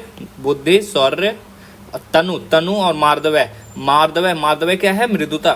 ठीक है, तो अब इसका कार्य क्या है? अब एक साथ जरा देख लो तो, पितम पक्तियोस्म दर्शन है, छू त्रीड रुचि प्रभा मेधा धी सौर्य मार्दवय तनु मार्दवय। ठीक है, तो इसका कर्म है पित्त का, पाचन का, उष्णता का, दर्शन का, क्षुधा का, तृष्णा। देखो, पित्त क्या है? उष्णता प्रदान करता है, पाचन का काम करता है। जल्दी पाचन होगा तो भूख भी जल्दी लगेगा, प्यास भी जल्दी लगेगा। तो क्षुधा क्या होता है? क्षुधा भूख होता है। तृष्णा क्या होता है? प्यास होता है। रुचि, भूख ज़्यादा लग रहा है, पानी ज़्यादा पी रहे हैं, तो ये रुचि भी बढ़ाएगा। रुचि है तभी तो भूख खाना खा रहे हैं ना। उसके बाद देखो, आता है पित्त के कर्म के बाद आता है पित्त के स्थान। अब स्थान देखो, नाभिरमाशय, देखो नाभिरमाशय स्वेदो लसिका रुधिरम रसा दृक स्पर्शनम चपितस्य नाभिरत्र विशेषता। बहुत लंबा है, लेकिन इसको शॉर्ट कैसे करेंगे? इसको शॉर्ट करने का ये तरीका है, नाभिरमाशय स्वेदो लसिका रुधिरम रसा दृक स्पर्शनम चपितस्य नाभिरत्र विशेषता। ठीक है, शॉर्ट हो गया। तो देखो नाभिरामाशय स्वेदो लसिका रुधिरम रसाया दृक स्पर्शनम च पित्तस्य नाभिरत्र विशेषता। अब इसको याद करने का जो जैसे बताए हैं वही चलेगा। नाभिरामाशय स्वेदो लसिका रुधिरम रसाया, पहले इसको रटो, फिर इसको रटो, फिर इसको रटो, फिर इसको रटो, फिर इसको साथ में, इसको साथ में, फिर इसको साथ, इसको साथ और इसको साथ, और फिर सारा 15 बार बोलो और 5 बार लिखो, ठीक है, कॉपी पर हो जाएगा। अब इसके बाद देखो पित्त का स्थान, इसमें स्थान कैसे, श्लोक तो याद कर लिया, हिंदी भी तो कन्वर्ट करना है, श्लोक लिख के आप थोड़ी ना जाना है। तो नाभि में होता है, आमाशय में होता है स्वेद, लसिका, रुधिर, रुधिर क्या होता है रक्त, और रस, दृक, दृक क्या होता है दृष्टि, स्पर्श त्वचा, और च पित्तस्य यानी इसमें पित्त का वास रहता है। नाभिरत्र विशेषता यानी नाभि में विशेष रूप से रहता है पित्त, ठीक है, पित्त का स्थान हो गया। फिर आता है प्राकृत पित्त के भेद। प्राकृत पित्त का भेद यानी इसका भेद क्या है, कितने प्रकार के होते हैं। तो पाचक, रंजक, साधक, आलोचक, भ्राजक भेद है पितम। देखो ये इंपॉर्टेंट वाला श्लोक नहीं है, लेकिन वही बात है कि ये इजी श्लोक है, तो इसको जरूर याद कर लो। वो सब श्लोक भाई अगर कर रहे हो तो ठीक है, हम तो कहेंगे याद कर लो भाई, याद कर लो, ज़्यादा टाइम नहीं लगेगा। अभी तुम्हारे पास 2 दिन भी हैं, बहुत हैं, 2 दिन भी अगर रहते हैं ना तो बहुत ज़्यादा होते हैं वो। तो पाचक, रंजक, साधक, आलोचक, भ्राजक, कत्व, भेदय, पितम, ठीक है। अब इसको जैसे वात का हम लोग क्या किए थे, पुष्पा, झुकेगा नहीं, ठीक है। पित्त का क्या करेंगे, पित्त का करेंगे पाचक, रंजक, साधक, भ्राजक, आलोचक। ये कुछ नहीं बना ना, इसको ऐसे बनाएंगे PRASB, प्रसव। प्रसव यानी प्रेगनेंसी के टाइम जो होता है प्रसव, उसी को डिलीवरी को ही प्रसव कहते हैं, ठीक है। तो वात का पुष्पा और पित्त का प्रसव। प्रसव कैसे याद कर लोगे, अब तो भेद याद हो गया, पाचक, रंजक, आलोचक, साधक, भ्राजक, ठीक है। अब इसको भी ना बहुत इजीली तुम्हें समझ में आएगा, देखना। इसका श्लोक ज़्यादा है नहीं तो चिंता मत करो, बस देखो ये सब बहुत इंपॉर्टेंट है। वात का स्थान, वात का गुण, वात का कर्म, इसका श्लोक बहुत इंपॉर्टेंट है, ठीक है। वैसे ही सारे पित्त, कफ, ये सब का श्लोक, ये सब बहुत इंपॉर्टेंट है कि स्थान, गुण, कर्म का तो श्लोक आना ही आना चाहिए। भेद का तो ईजी ही है, क्या कर दिया भेद में, भ्राजक तो पाचक, रंजक, साधक, आलोचक, भ्राजक। भ्राजक तत्व याद है, भ्राजक का तो भेदय पितम, बस भेदय पितम कर दिया, कितना ईजी है, ठीक है। अब इसके बाद आते हैं सुश्रुत ने, हाँ ये हो गया भेद। अब पाचक पित्त का स्थान, पाचक पित्त का स्थान क्या माना गया है, पाचक पित्त का स्थान माना गया है अमाशय पक्वाशय के मध्य में होता है, ठीक है। और इसका पंचमहाभूत होते हुए, 1 मिनट रुकना,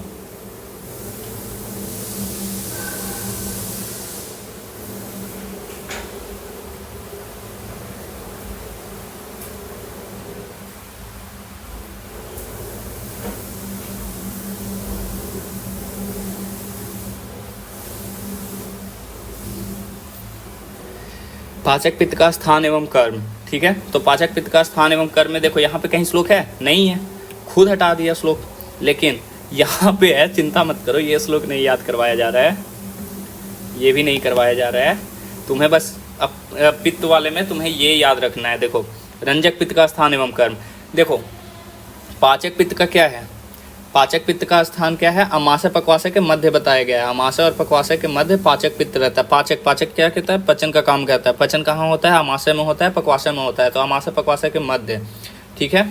यह पंचमहाभूतात्मक तेजस गुण की अधिकता वाला होता है, ठीक है। तेज गुण तो अधिक रहेगा, तब पाचन कर रहा है तो तेज अग्नि तो अधिक ही होगा।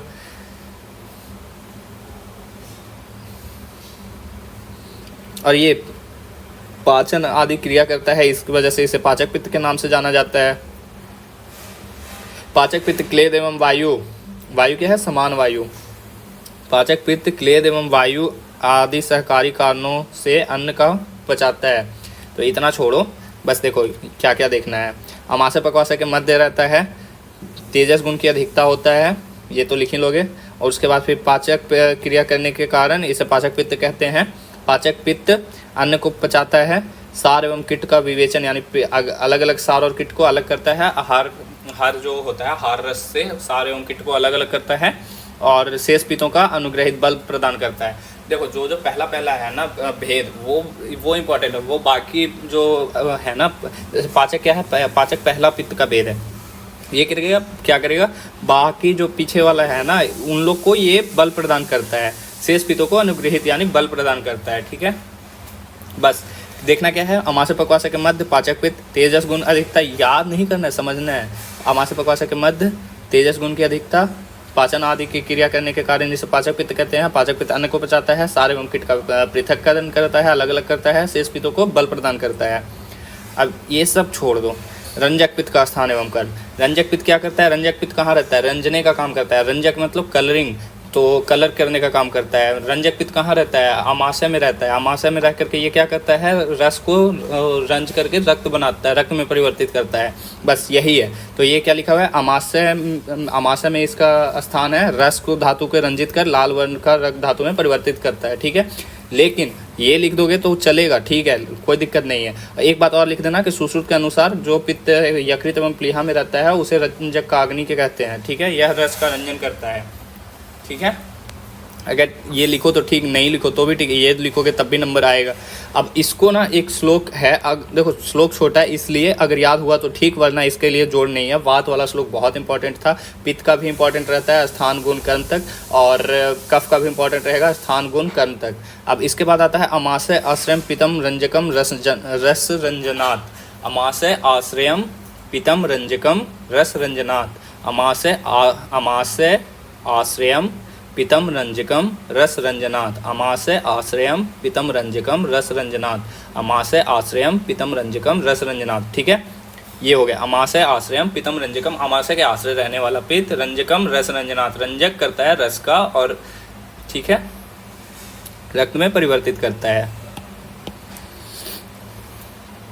फिर आता है साधक पित्त का स्थान एवं कर्म। साधक पित्त का स्थान और कर्म क्या है, बुद्धि मेधोभिमान धैर्य भी प्रेतार्थ साधनात् साधकम हृदय गतम पितम।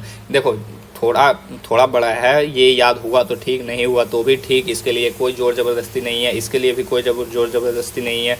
ये होना चाहिए, इसमें भी ये होना चाहिए, हिंदी वाला पार्ट होना चाहिए ये सब का। अष्टांग हृदयकार के अनुसार बुद्धि मेधा अभिमान अहंकार आदि द्वारा अभीष्ट अर्थ को सिद्ध करने वाला, देखो बुद्धि मेधा तथा अभिमान आदि द्वारा अभीष्ट अर्थ को सिद्ध करने वाला हृदय में स्थित पित्त साधक पित्त कहलाता है। ठीक है, साधक को रिलेट करो साधु से। साधक पित्त क्या है, साधु। साधु सच्चे दिल वाला होता है, तो ये दिल में रहता है यानी हृदय में रहता है, हृदय में रहता है।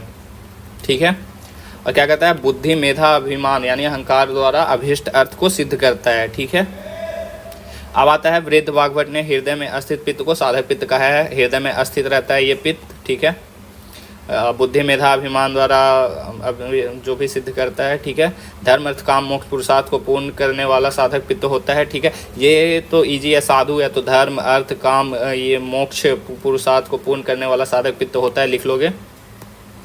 अब इसके बाद आता है आलोचक पित्त। आलोचक पित्त क्या होता है, आलोचक आलोचन करना, किसी का आलोचन करना, किसी का बुराई करना। वो बुराई कब होता है किसी का, वो तुम अपने आँखों द्वारा देख करके किसी का बुराई करते हो, तो अगर तुम अपने आँखों द्वारा किसी का बुराई देख करके कर रहे हो तो वो आलोचक पित्त कहाँ विराजमान होगा। आलोचक पित्त का स्थान क्या होगा, आलोचक पित्त आँखों में होता है, दृष्टि में, तो इसका स्थान क्या है, दृष्टि है इसका स्थान। और ये इसका कर्म क्या है, दृष्टि में रह करके ये क्या करेगा, दृष्टि में है तो दर्शन करने का काम करेगा, रूप का दर्शन करने का काम करेगा। ठीक है, अब आ जाओ, आचार्य भेल ने आलोचक पित्त के दो भेद का उल्लेख किया, चक्षु वैशेषिक और बुद्धि वैशेषिक। चक्षु वैशेषिक क्या होता है, रूप का दर्शन कराना, चक्षु वैशेषिक होता है। बुद्धि वैशेषिक क्या होता है, शुभ अशुभ का विवेचन कराना यानी स्मरण कराना, वो बुद्धि वैशेषिक होता है। याद है तो ठीक, नहीं है तो भी ठीक, ये एक्स्ट्रा पॉइंट था बस अपना पेज बढ़ाने के लिए। ये सब आना चाहिए भाई, ये सब इंपॉर्टेंट है। फिर इसके बाद है ब्राजक पित्त। ब्राजक पित्त क्या करता है, ब्राजक मतलब होता है प्रकाश करना, प्रकाशक, प्रकाश।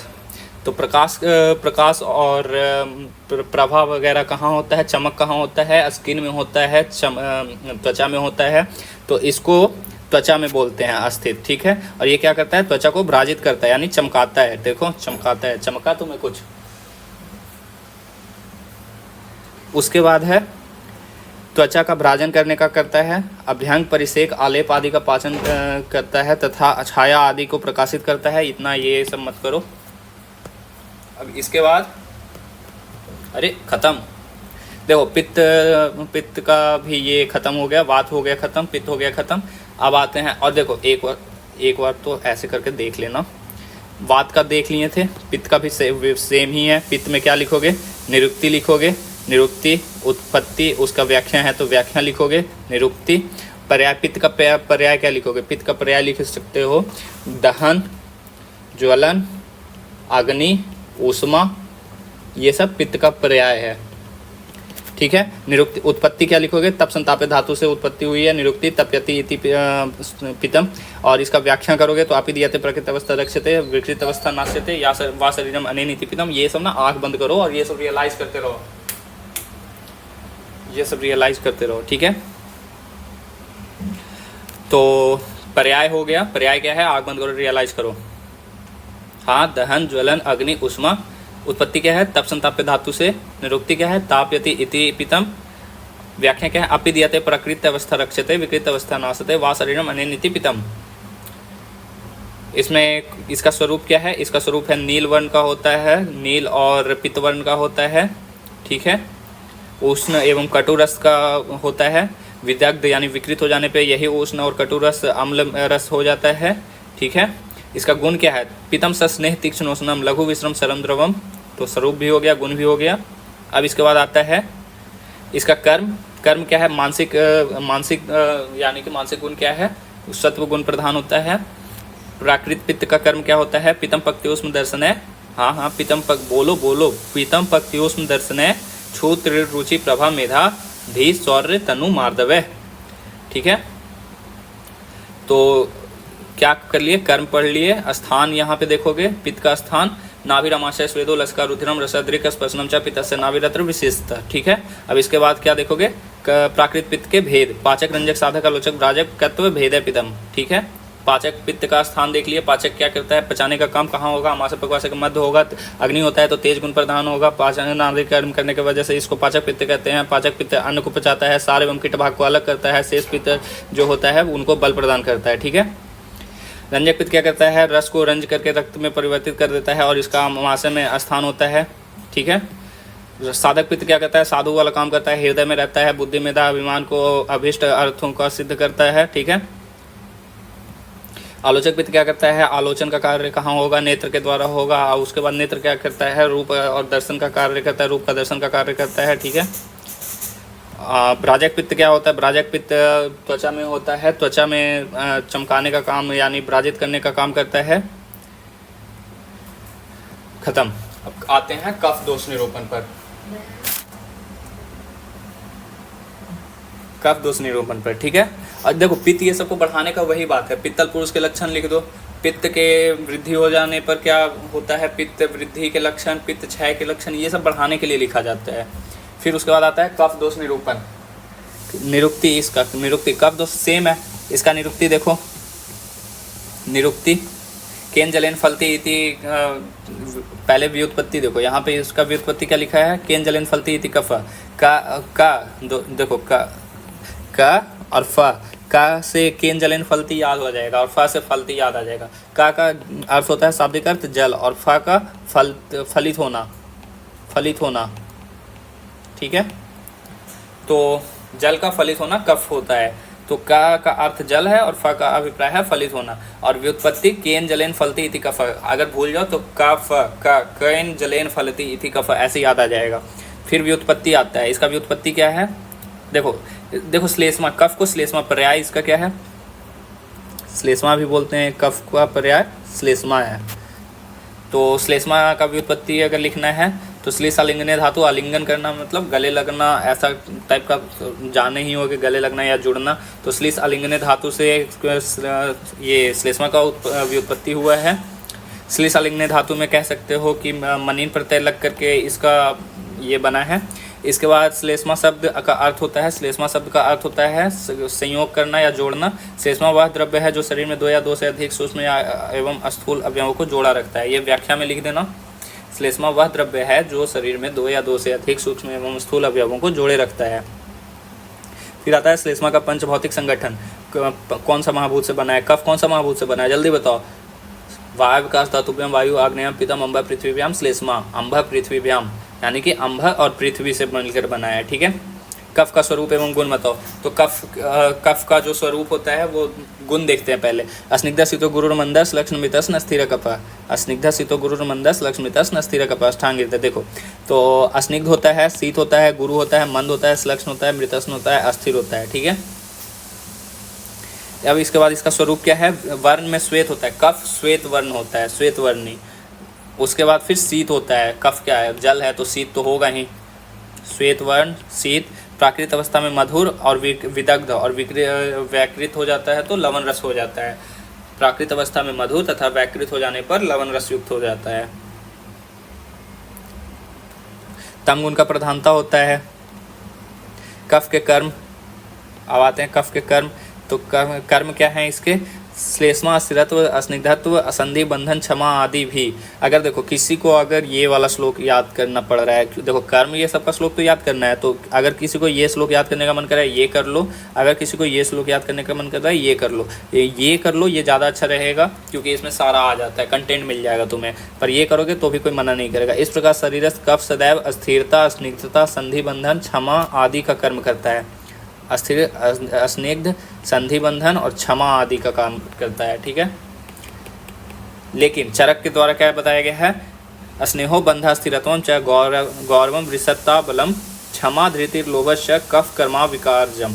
अब देखो ये इजी है, इसको पढ़ोगे कैसे, इसको याद करने का तरीका बताया जाता है। ये तो याद कर लोगे, लेकिन अगर इसको किसी को याद करना है, स्नेहो बंधा स्थिरत्वं च गौरवम वृषता बलम क्षमा धृति लोभस्य कफ कम विकारजम। स्नेहो बंधा स्थिरत्वं च गौरवम वृषता बलम क्षमा धृति लोभस्य कफ कर्म विकारजम। तो चरक के अनुसार प्राकृतिक श्लेष्मा शरीर में अस्निग्धता उत्पन्न करता है, संधि बंधन को सुदृढ़ करता है, स्नेह बंधन, देखो स्नेहो बंध। देखो अगर तुम यहाँ से इसका भुलाना शुरू हो जाओ ना, क्योंकि श्लोक में सबसे ज़्यादा डर होता है कि उसका फर्स्ट वर्ड भूलना शुरू हो जाता है। फर्स्ट वर्ड भूल गए तो पूरा श्लोक नहीं याद आता है, तो इसको लिंक करना है। तो स्नेहो बंध, और इसका गुण क्या है, श्लेष्मा इसका गुण क्या है, अस्निग्ध शीतो गुरुर्मंद श्लक्ष्मृतस्न स्थिर कफ, स्नेह अस्निग्ध शीत, यानी उसमें भी अस्निग्ध और इसमें भी अस्न। तो ये ऐसे करके याद कर लेना गुण और इसका कर्म। तो स्नेहो बंध, कफ क्या करता है, जोड़ने का काम करता है, तो बंध। अस्थिरत्वम च गौरवम क्या होता है, गुरुता। वृषता क्या होता है, वृषता होता है स्पर्म वगैरह को, शुक्र वगैरह को बढ़ाता है। बलम, बल प्रदान करता है। क्षमा धृति और लोभ, आलोभ का कफ कर्म विकारजम। ठीक है, तो अस्निग्धता प्रदान करता है, संधि बंधन को शुद्ध मजबूत बनाता है, देव मन में स्थिरता लाता है, गुरुता वृषता वीर्य बढ़ाता है, बल क्षमा धैर्य जो था धैर्य उत्पन्न करता है। ठीक है, ये कफ का कर्म है। इसको याद, वही मेथड है, इसको फिर इसको और इसके बाद इसको साथ में कर लेना। स्नेहो बंध स्थिरत्वं च गौरवम वृषता बलम क्षमा धृति लोभस्य कफ कर्म विकारजम। ये सब हाईलाइट करते रहो। ये वीडियो खत्म होने के बाद ना, ऐसे तो बहुत टाइम लग जाएगा, तो ये वीडियो खत्म होने के बाद तुम अपना याद करना, रटना, गाना बनाना जैसे करो, पर गुण कर्म ये सब का आना चाहिए। भेद का ना आए तो भी चलेगा। अब आता है शारीरिक कर्म और मानसिक कर्म, दो तरह का कर्म होता है, ये सब नहीं पढ़ना है। फिर आता है श्लेष्मा के स्थान, कफ के स्थान बताया गया है। कफ का स्थान कहाँ बताया गया है, उरः कंठ शिरः क्लोम पर्वण्यामाशो रस मेदोघ्राण च जीवा च कफस्य सूत्रामुरः। तो क्या करोगे, ऐसे याद कर लोगे, उरः कंठ शिरः क्लोम पर्वण्यामाशो रस मेदोघ्राण च जीवा च कफस्य सूत्रामुरः। उरः कंठ शिरः क्लोम पर्वण्यामाशो रस मेदोघ्राणम च जीवा च कफस्य सूत्रामुरः। तो कैसे, अब देखो याद करने का तरीका वगैरह तो वही है। उरः कंठ शिरः क्लोम पर्वण्यामाशो, पर्व मतलब होता है जॉइंट्स, तो पर्वण्य और आमाशय, पर्वण्यामाशो रस मेदोघ्राणम च जीवा च, मेद घ्राण और जीवा में कफ का स्थान होता है। ऊर कंठ सिर क्लोम, ठीक है, ऊर कंठ सिर क्लोम में, क्लोम क्या होता है, लंग्स, तो और पर्व जॉइंट्स वगैरह। ठीक है, तो ऊर यानी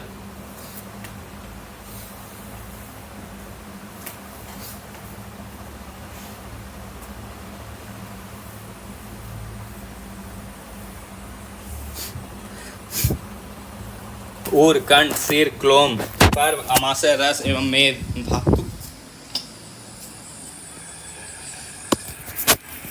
अमाशय, रस एवं मेद धातु। नासा, देखो घ्राणम, घ्राण क्या होता है? नाक। घ्राणम, नासा। च कफस्य सूत्रामूरा, ठीक है। श्लेष्मा का स्थान होता है। ऊर का विशेष स्थान बताया गया है। क्यों, कहाँ से ऊर का विशेष स्थान निकला? कफस्य सूत्रामूरा, ये जो है ना सूत्रामूरा, ये है ऊर का विशेष स्थान। अब आता है प्राकृत श्लेष्मा के भेद। इसके भेद, कफ के भेद क्या होते हैं? देखो ये भी इजी है, याद करना हो तो याद कर लो, मतलब इसमें तो याद ही नहीं करना है। अब इसका शॉर्टकट क्या है? शॉर्टकट है आस्क बीटी। आस्क बीटी इसका शॉर्टकट है। आस्क बीटी इसका शॉर्टकट है। अवलंबक, श्लेषक, बोधक, तर्पक और क्लेदक, ये कफ का भेद है। अवलंबक, क्लेदक, बोधक, तर्पक, श्लेषक, कत्व भेद श्लेष्मा, बस इतना है। कत्व भेद श्लेष्मा, ये लिख लोगे तो ये एक श्लोक ऐसे ही याद हो गया। उसके बाद आता है अवलंबक कफ के स्थान एवं कर्म। तो अवलंबक कफ का स्थान एवं कर्म, इतना बड़ा श्लोक नहीं याद करना है। तो देखो ऊरा स्थल में रहता है, ठीक है, अवलंबक कफ। ये सब, हाँ देखो ये इंपॉर्टेंट है। त्रिक का संधारण करता है, हृदय को अवलंबन करता है, अन्य श्लेष्मा स्थानों को उदक कर्म द्वारा अनुग्रहित करता है। क्लेदक कफ के स्थान एवं कर्म अमाशय में रहता है, क्लेदन कर्म और उदक कर्म करता है। बोधक कफ के स्थान एवं कर्म रस बोधनाथ, बोध को रसना अस्थाई, तो जो ये सब याद नहीं करना है। जीवा में रहता है बोधक। तो देखो तर्पक, तो ये सब याद मत करो। श्लेषक कफ के स्थान एवं कर्म, इसको ना यहाँ से याद करो। देखो अवलंबक, इसको रोटेट किया जा सकता है क्या?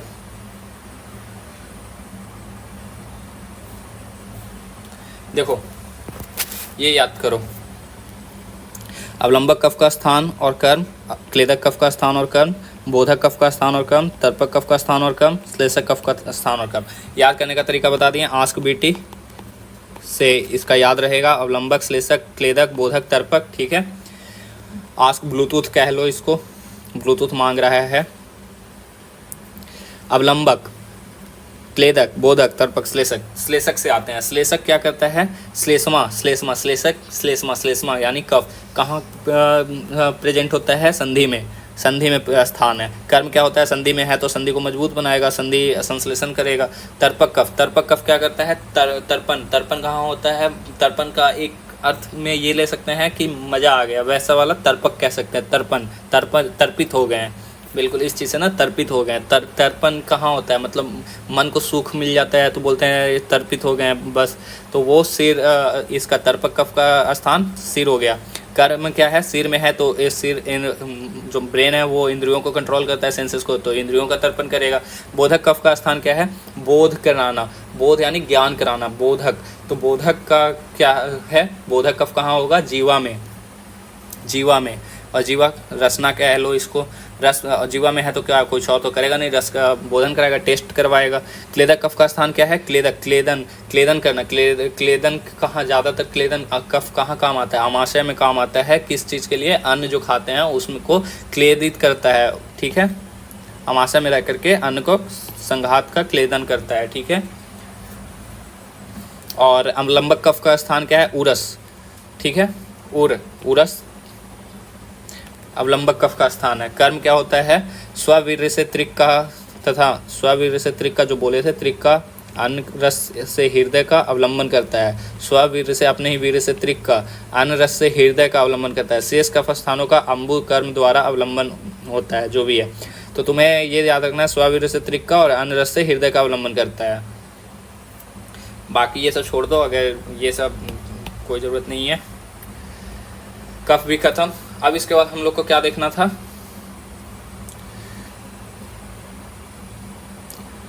हम लोग थे वात कर लिए खत्म, पित्त कर लिए खत्म, कफ कर लिए खत्म। अब बचता है दोष वृद्धि क्षय। तो अब आते हैं दोष वृद्धि और क्षय पर।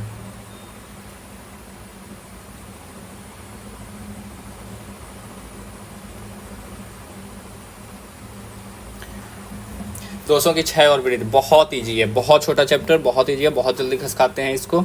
दोष धातु मल मूलम ही शरीरम, याद होना चाहिए। दोष धातु मल मूलम ही शरीरम, दोष धातु मल ही मूल है शरीर का। रोग अस्तु दोष व संयम, दोष संयम आरोग्यता, याद रख लो। रोग अस्तु दोष व संयम, देखो याद रख लो का मतलब क्या होता है। दो रोग अस्तु दोष व संयम, दोष संयम आरोग्यता, दोनों को तोड़ दो, दोनों को याद रख लो, शॉर्टकट है यार। रोग का दोष का वैषम्य होना रोग कहलाता है और दोष का साम्य होना आरोग्य कहलाता है। बस यही लिखा हुआ है, रोग अस्तु दोष वैषम्यम, दोष साम्यम आरोग्यता। निमोनिक्स याद करते हो, यही निमोनिक्स है यार। रोग अस्तु दोष वैषम्यम, दोष साम्यम आरोग्यता। इसको ब्रेन को जो तुम खिलाओगे वही का वैसा ही सोचेगा। ब्रेन को देखो निमोनिक्स है ये, तुम बनाओगे तो तुम कुछ और याद कर लोगे, आस्क बीटी वगैरह याद कर लोगे, लेकिन ये याद नहीं करोगे। तो इसको कर लो, ठीक है। रोग अस्तु दोष व संयम, दोष साम्यम आरोग्यता, ठीक है। दोष की विकृत अवस्था पर दृष्टि डालें तो इसके दो प्रकार का होता है, क्षय वृद्धि। ये सब छोड़ो, नॉट नेसेसरी। अब आता है सर्वदा सर्वभाव, बहुत इंपॉर्टेंट, सारा छोड़ना है छोड़ो, ये इंपॉर्टेंट है।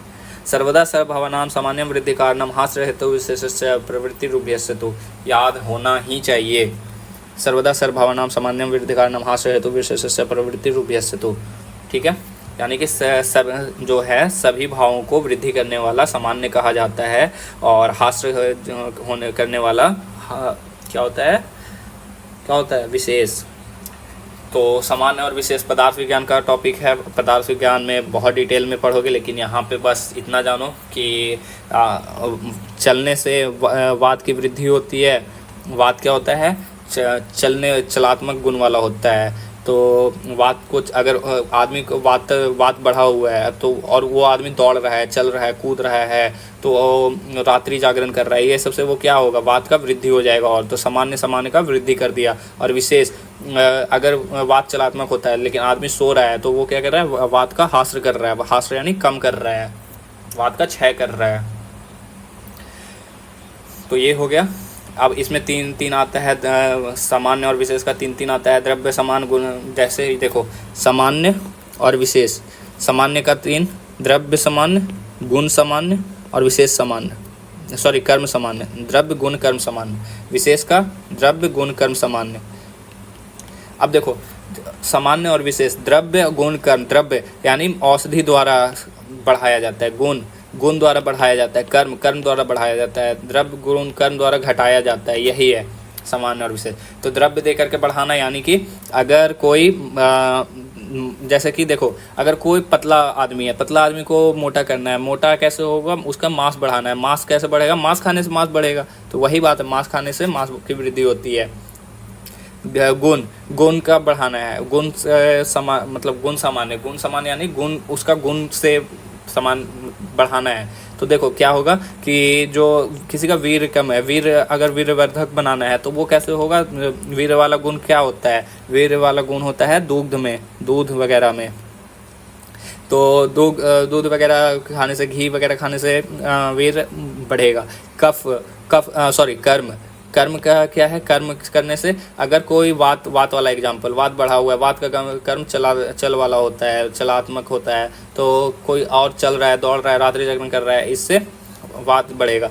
द्रव्य विशेष, गुण विशेष और कर्म विशेष। द्रव्य विशेष, मांस को कम करने के हेतु अस्थि का प्रयोग, मांस कम करना है तो अस्थि खाओ, ये द्रव्य के यूज करके हास्य करना हो गया। गुण विशेष, वायु, रुक्ष, लघु, शीत और तेल, स्निग्ध, गुरु एवं, देखो वायु क्या होता है, रुक्ष होता है, लघु होता है, शीत होता है, पर इसका उल्टा तेल क्या होता है, स्निग्ध होता है, गुरु होता है, उष्ण होता है। तो ये गुण विशेष हास्य करेगा बात का, तेल, ठीक है। तेल क्या करेगा, बात का हास्य करेगा, कम करेगा। कर्म विशेष, वायु का कर्म चल है, ठीक है, बैठने या सोने से वात का क्षय होता है। वात क्षय के लक्षण, अब देखो ये सब इसमें से बस यही इंपॉर्टेंट है, वात क्षय के लक्षण देख लो। उसके बाद पित्त क्षय के लक्षण और कफ क्षय के लक्षण, श्लेष्मा क्षय के लक्षण। फिर आता है वात वृद्धि के लक्षण, पित्त वृद्धि के लक्षण और श्लेष्मा वृद्धि के लक्षण। तो देखो ये सब छोड़ो, सिर्फ ये देखो, जो देखना था इंपॉर्टेंट वो बता दिया गया है। अब देखो वात क्षय के लक्षण। वात क्षय का लक्षण क्या है? पित्त क्षय का लक्षण और कफ क्षय का लक्षण। यहाँ से देख लो, वात अगर क्षय होगा तो वात बहुत ईजी, ये सब छोड़ो, बहुत ईजी तुम्हारे लिए है ना, इंस्टेंट बनाया जा रहा है सब कुछ। ये देखो क्या होगा, देखो पहले ऐसा होता है कि वात का क्षय बताया जा रहा है। वात का क्षय कैसे होगा? वात क्षय होने से इसका क्या लक्षण उत्पन्न होगा? वात क्षय होने से इसका लक्षण क्या होगा? तो वात अगर कम हो रहा है तो इसका क्या सिम्टम हो सकता है? वात तुम खुद देखो ना, वात का कर्म क्या है? वात का कर्म होता है उत्साहो, श्वास निश्वास चेष्टा वेग प्रवर्तन। याद आया? तो उत्साहो श्वास निश्वास चेष्टा वेग प्रवर्तन, निश्वास चेष्टा वेग प्रवर्तन जो भी है। तो उत्साह, अगर वात का क्षय हो रहा है तो इसका कर्म का क्षय हो रहा है। उत्साह, कम उत्साही होगा, काम करने में उत्साह नहीं दिखाएगा। उत्साह, श्वास निश्वास जो है, श्वास निश्वास उसका मतलब रोग उत्पन्न हो जाएगा, श्वास वाला रोग उत्पन्न हो जाएगा। उत्साह श्वास निश्वास चेष्टा वेग प्रवर्तन, चेष्टा अल्प चेष्टा होगा। वेग प्रवर्तन, वेग का प्रवर्तन मतलब मलमूत्र वगैरह इसका नहीं निकलेगा। और उसके बाद फिर वेग प्रवर्तन, अल्प उत्साह श्वास निश्वास चेष्टा वेग प्रवर्तन है। तो ये क्या है? ये सब है वात का कर्म, और इसका अपोजिट कर दो तो ये वात क्षय का लक्षण हो जाएगा। इसी के और इंटेंसिटी को बढ़ा दो, बढ़ाने से क्या हो गया? वात का बढ़ाने से क्या हो गया? वात वृद्धि के लक्षण। अगर इसी को बढ़ा दिया तो वात वृद्धि के लक्षण, और इसी को देखो बहुत ईजी है यार, कर लोगे 2 दिन में ना, बहुत है, कर लोगे। वात वृद्धि लक्षण, वात क्षय लक्षण। ये वात का कर्म देखो, इससे कम कर दो वात क्षय का लक्षण, और इससे ज़्यादा हो रहा है तो वात वृद्धि का लक्षण। वात वृद्धि में क्या हो जाएगा? उत्साह, बहुत ज़्यादा उत्साह दिखाने लगेगा। श्वास निश्वास बहुत ज़्यादा होगा, तब भी रोग उत्पन्न हो जाएगा। चेष्टा, अब बहुत ज़्यादा चेष्टा करेगा, और जिसके कारण ये खुद को चोट पहुंचा लेगा, या फिर मतलब कुछ ना कुछ, जैसे बहुत ज़्यादा चेष्टा, जितना शक्ति नहीं है उससे शक्ति से ज़्यादा काम हरकतें करेगा, और जिससे रोग उत्पन्न हो जाएगा। वेग का बहुत ज़्यादा परिवर्तन होगा, बहुत ज़्यादा मलमूत्र वगैरह निकलेगा, स्वेद वगैरह निकलेगा। तो उसके बाद फिर होता है मलमूत्र वगैरह बहुत ज़्यादा निकलेगा, वेग परिवर्तन। तो ये सब चीज़ वात वृद्धि का लक्षण हो गया। सेम शॉर्टकट पित्त में भी लग जाएगा, कफ में भी लग जाएगा। पित्त क्षय हो गया, पित्त वृद्धि हो गया, कफ क्षय हो गया, कफ वृद्धि हो गया, चैप्टर ख़त्म। मत पढ़ो ये सब, मत पढ़ो, जॉब पढ़ो ही मत। अब आता है वाह, ये सब तो पढ़ लिए हैं। अब इसके बाद क्या आता है? जल्दी बोलो, बहुत जल्दी होगा। क्रियाकाल, बहुत प्यारा चैप्टर, 5 पेज तो भर के आते हैं भाई। क्रियाकाल से इंपॉर्टेंट क्वेश्चन आता है, 10 नंबर का क्वेश्चन आता है, 5 नंबर का क्वेश्चन आता है। क्रियाकाल से आना तो ज़रूर है।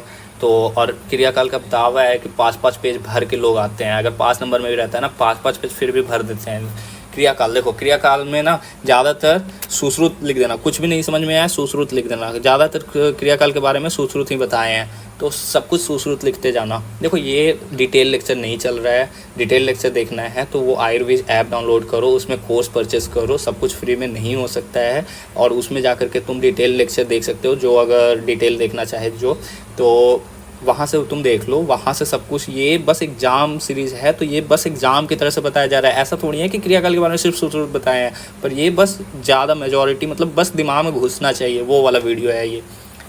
क्रियाकाल पे आते हैं। क्रियाकाल में क्या बताया है? क्रियाकाल शब्द 2 पदों से मिलकर बना है, क्रिया और काल। ठीक है, क्रिया और काल। क्रिया का मतलब होता है चिकित्सा, क्रिया का मतलब होता है चिकित्सा, और काल का मतलब होता है अवसर। ठीक है, चिकित्सा का अवसर वही होता है क्रियाकाल। यानी कि कोई भी दोष, अगर कोई भी व्याधि होता है ना, देखो क्रियाकाल क्या होता है? क्रिया का प्लस काल, चिकित्सा और अवसर। चिकित्सा वाला अवसर को क्रियाकाल कहते हैं। कोई भी दोष जो बढ़ेगा, अगर कोई भी दोष बढ़ करके विकृति करेगा, तो ऐसा तो नहीं होगा कि आज दोष बढ़ा, जैसे अभी मेरा वात बढ़ गया, वात बढ़ते ही और बहुत ज़्यादा वात पित्त, मेरा 2 दोष बढ़ गया, बहुत ज़्यादा वात पित्त बढ़ गया, मुझे साइनस वगैरह साइनसाइटिस का प्रॉब्लम हो रहा है, या फिर मतलब जो भी अग्नि वाला जो भी है, कफ बढ़ने से सर्दी जुकाम लग जा रहा है, फीवर आ जा रहा है, तो ये सब ना तो इंस्टेंटली नहीं होता है, इसके लिए एक प्रोसेस होता है। तो प्रोसेस वो जो प्रोसेस होता है ना, मतलब कि क्या बोल सकते हैं, रोग उत्पन्न होने में एक बिल्कुल प्रोसेस वाइज रोग, क्रम अनुसार रोग उत्पन्न होता है, एक प्रोसेस वाइज स्टेप वाइज रोग उत्पन्न होता है, उसी को क्रियाकाल कहते हैं। बस सिंपल। क्रियाकाल कितने होते हैं? अलग अलग आचार अलग अलग बताए हैं। तो देखो यहाँ पे क्या बताया गया है, विषम दोष धातु कहाँ गया, विषम दोष धातु एवं मलों को विभिन्न प्रकार के औषध आहार समय अवस्था में लाना ही क्रिया कहलाता है। ये देखो कंटेंट है, ये सब बस कंटेंट है।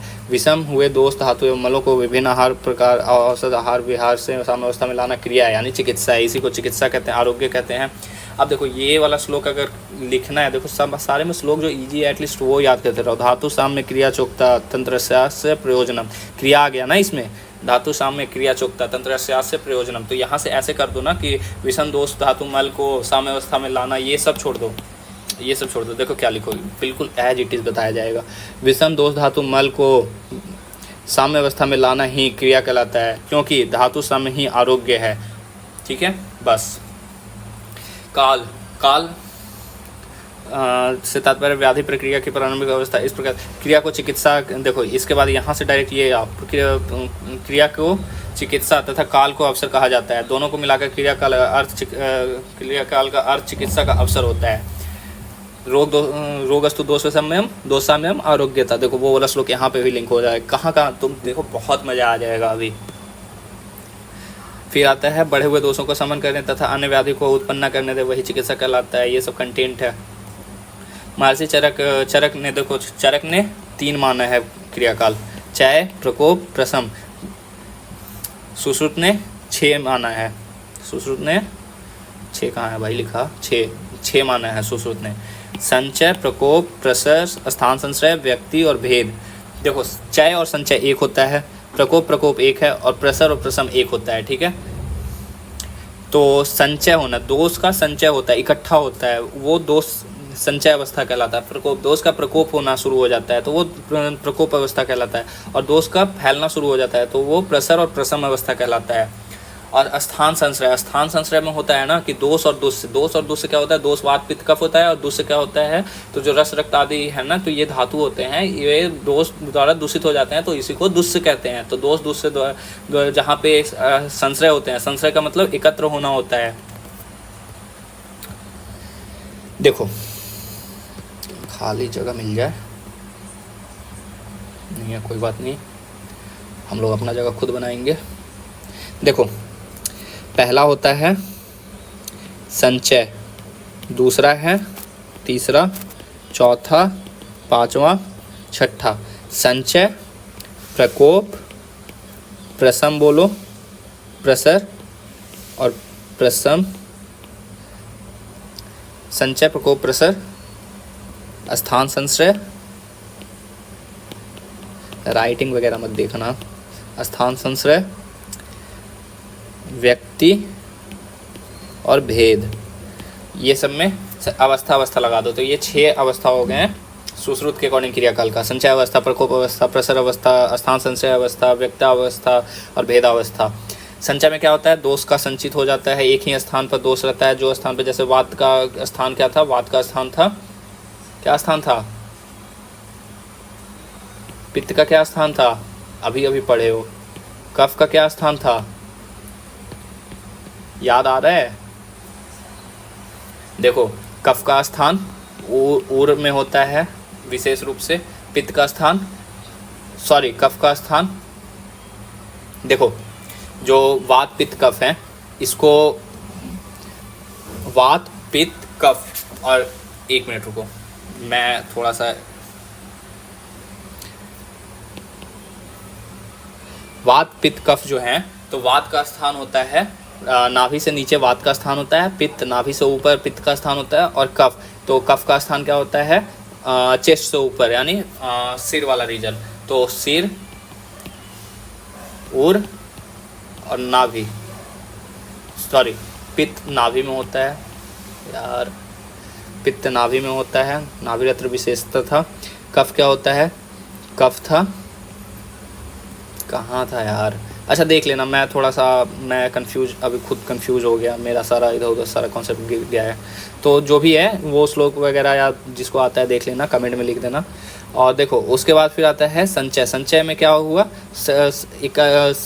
जो स्वस्थान थे यानी वात और पित्त और कफ जहाँ जहाँ जिसके स्थान थे वो वहीं पे संचित हो करके इकट्ठित होकर के रहते हैं और इकट्ठित होते रहते हैं। ये फैलना नहीं शुरू होते हैं अभी तक, तो बस इकट्ठित होते रहते हैं संचय अवस्था में। प्रकोप अवस्था में क्या होता है, वो जहाँ पे जो स्थान पे रह रहे हैं ना, अगर इस प्लेस पे रह रहे हैं वात और पित्त और कफ, तो यहीं रह करके बढ़ना शुरू हो जाएगा, क्योंकि इकट्ठा हो रहा है तो अब बढ़ना शुरू हो गया यहीं पे रह करके। लेकिन एक हद तक ये कितना ही बढ़ेगा। प्रकोप का एक और चीज़ है ना कि प्रकोप किस वजह से हुआ, तुम ये कंटेंट लिखोगे प्रकोप किस वजह से होता है।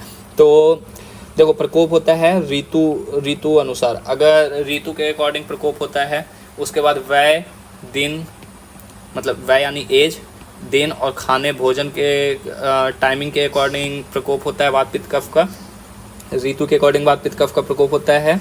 और होता है कि अपने इंद्रियों वगैरह जो हैं, इंद्रिय वगैरह, और इन लोग का इंद्रियों से होता है, प्रज्ञापराध से होता है। तो ये सब जो है ये इसका वात पित्त कफ का प्रकोप का रीजन होता है। तो ऋतु के अकॉर्डिंग क्या होता है, देखो ऋतु के अकॉर्डिंग क्या होता है, क्या कौन कौन, वात, देखो शॉर्टकट लिखते हैं, वात पित्त और कफ। वात में कौन सा ऋतु होता है, वात पित्त कफ। देखो जगह है क्या,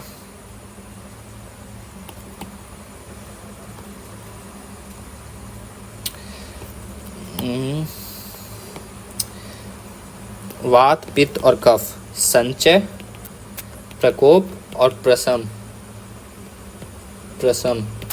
प्रकोप और संचय। तो वात क्या होता है, वायु सबसे ज़्यादा वायु कब होगा, वायु होगा। वात का संचय कब होता है, वात का संचय होता है ग्रीष्म में। पित्त का संचय होता है वर्षा में। और कफ का संचय होता है शिशिर ऋतु में, शिशिर और हेमंत में, ठीक है। तो अब इसके आगे वाला जो ऋतु होता है ना, उन सबको डालते जाओ। अब देखो ये सब सारा आयुर्वेद मिक्सड अप है, तो सब चरक संहिता वगैरह, अष्टांग हृदय सब आता है।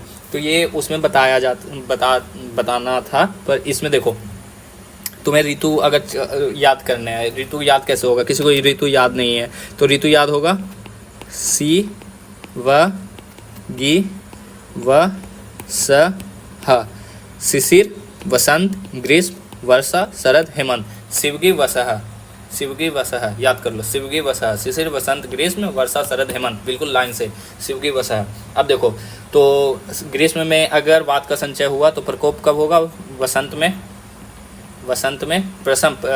और इसका जो प्रसम हो, प्रसर फैलना कब शुरू होगा, तो प्रसर होगा ये शिवगी, शिशिर, वसंत, ग्रीष्म, वर्षा, शरद। शरद में ये फैलना शुरू होगा। वैसे इसका नेक्स्ट वर्षा का नेक्स्ट ग्रीष्म में प्रकोप, और वसंत, शिशिर, ग्रीष्म, वर्षा, ग्रीष्म, वसंत, और ये यार क्या है, वर्षा में संचय हुआ, ठीक है, वर्षा में संचय हुआ, शरद में प्रकोप हुआ, हेमंत में प्रसम होगा, वर्षा, शरद, हेमंत, हाँ ठीक है। अब इसके बाद शिशिर और हेमंत ठंडा ऋतु, वर्षा, शरद, हेमंत, शिशिर। हेमंत और शिशिर मतलब ठंडा ऋतु होता है, तो ये कफ का संचय कर लेगा। प्रकोप कब होगा, वसंत में इसका प्रकोप हो जाएगा और ग्रीष्म में इसका प्रसर हो जाएगा, प्रसम यानी प्रसर यानी फैलना। तो ठीक है, ये ऋतु वाइज हो गया। व्यय, अब देखो व्यय यानी एज के अकॉर्डिंग, भोजन करने के टाइमिंग के अकॉर्डिंग, और दिन रात्रि के अकॉर्डिंग अगर कुछ पूछे तो प्रथम प्रथम, मध्य और अंत, ये तुम्हें समझाने के लिए बस तुम लिख देना। वह अगर कहेगा तो युवावस्था, बाल्यावस्था, वृद्धावस्था, ऐसे करके भोजन का आदि मतलब भोजन करते समय, भोजन के मध्य और भोजन के अंत में, दिन के प्रथम पहर, मध्य पहर, अंत पहर, ऐसे करके लिखना। तो प्रथम, मध्य, अंत। तो प्रथम पहर में क्या होता है? अंत, वात, पित्त और कफ, ऐसे याद रखना, ठीक है। तो युवावस्था में कफ का संचय होता है, बाल्यावस्था में कफ बढ़ा होता है। मध्यावस्था, युवावस्था में पित्त बढ़ा होता है, गुस्से वाले लोग होते हैं जवान होने के बाद। और अंत अवस्था यानी वृद्धावस्था में वात बढ़ जाता है लोगों का, वात समझ रहे होगे। फिर वैसे ही भोजन करने के प्रथम पहर में कफ बढ़ता है, मध्य पहर में यानी भोजन करते करते, भोजन से पहले कफ बढ़ा रहता है, भोजन करते करते पित्त बढ़ता है और भोजन के अंत में वात बढ़ जाता है। दिन के भी ऐसे ही, ठीक है, समझ गए होगे। प्रसर यानी फैलना होता है, ठीक है। तो यहाँ से क्या होता है कि जो दोस्त थे वात पित्त कफ अपने अपने स्थान पर थे, यहाँ से फैलना शुरू हो जाते हैं प्रसर अवस्था में। फैलना यानी कि ये बढ़ करके और सारे शरीर में फैलना शुरू हो जाते हैं, ठीक है। स्थान संश्रय, दोष और दुष्य जो थे, दोष और दुष्य क्या थे? धातु वगैरह जो दोष द्वारा दूषित हो चुके हैं। तो दोष द्वारा जो दूषित होता है उसे दुष्य कहते हैं। स्थान संश्रय यानी होता है एकत्र करना। तो जहाँ और मिलना, तो दोष और दुष्य जिस स्थान पर मिलता है उसे स्थान संश्रय कहते हैं, ठीक है। इसी को दोष दुष्य सन्मूर्छना भी कहते हैं। व्यक्त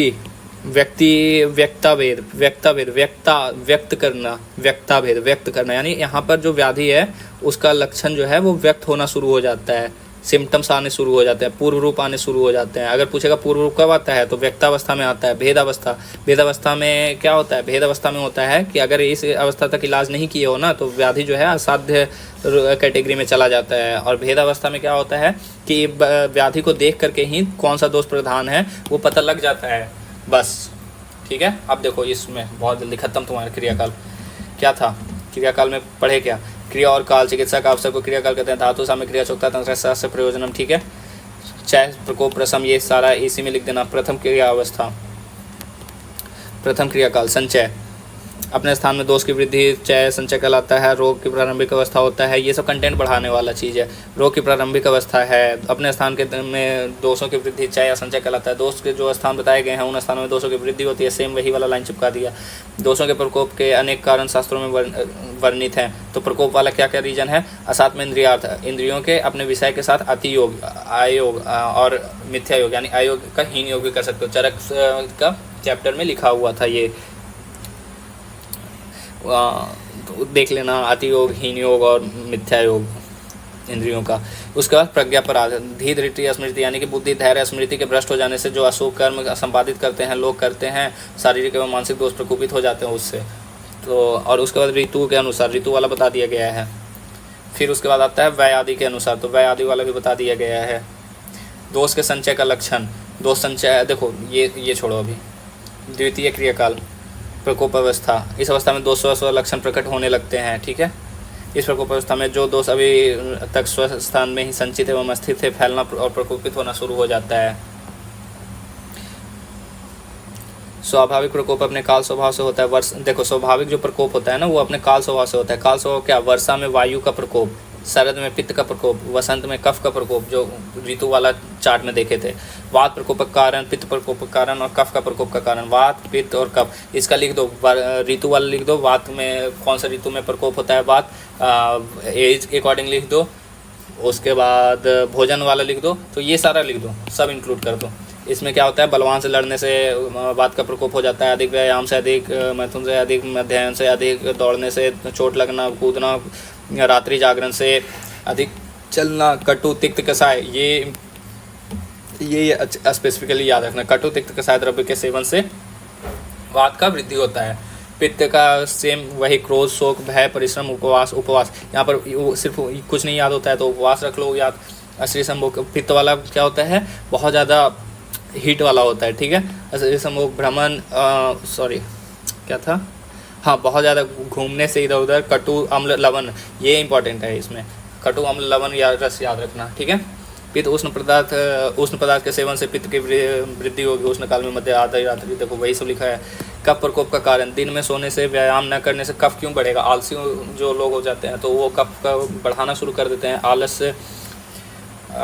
फिर शीत द्रव्यों में खाने से, शीतलता में, वसंत में दिन का वही वाला है, ऋतु वगैरह। इसके बाद आता है दोष के प्रकोप के लक्षण, ये छोड़ो। तृतीय क्रियाकाल, तृतीय क्रियाकाल क्या है? प्रसर, प्रसर फैलना। इस अवस्था में प्रकोपित दोष प्रसर सर्व शरीर अर्थात में पहुंचते हैं। चक्रपाणी ने प्रसर अवस्था का उदाहरण फर्मेंटेशन यानी किण्वीकरण दिया है। बस ये लिख देना, फर्मेंटेशन। जैसे चावल और पानी अगर साथ में रख दिए तो मतलब कि चावल, पानी में चावल डाल के रख दिए तो क्या होगा कि चावल फूलने के बाद वो एक जो भिगोना वगैरह रखोगे उससे वो गिरने लगेगा, तो वैसे ही प्रसर फैलना शुरू हो जाता है।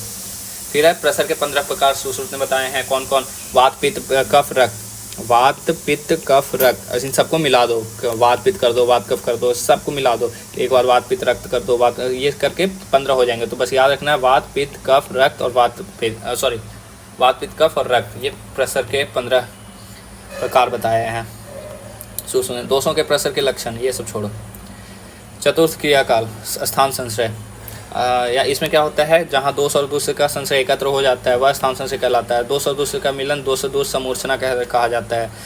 दोष दूसरे समूर्छना अर्थात स्थान संशय शरीर के जिन भागों में है उसी के अनुरूप रोग उत्पन्न करता है। ठीक है, ये लक्षण वाला आना बाद में। फिर आता है पंचम क्रियाकाल व्यक्तावस्था, जिसमें दोष दूसरे समूर्छना के फलस्वरूप व्याधि के लक्षण या चिन्ह प्रकट हो जाते हैं। पूर्व रूप जो बोले थे, ज्वर, अतिसार आदि रोगों के लक्षण पूर्व रूप होते हैं। ठीक है, अब षष्ठा भेदावस्था। भेदावस्था में क्या होता है, इस समय में यदि चिकित्सा न की जाए तो असाध्य रोग की श्रेणी में आ जाता है। इस अवस्था में पहुंचकर वैसा में हुए दोष विशेष लक्षणों को उत्पन्न करता है भेदावस्था। इन लक्षणों को देखकर ही दोषों की प्रधानता के आधार पर इनके वातिक, पित्तिक, श्लेष्मिक, सन्निपैतिक आदि भेद किए जा सकते हैं। ठीक है, अब आ जाओ इसके अकॉर्डिंग जो लक्षण होता है उत्पन्न, वो सब देखने का काम है। तो देखो,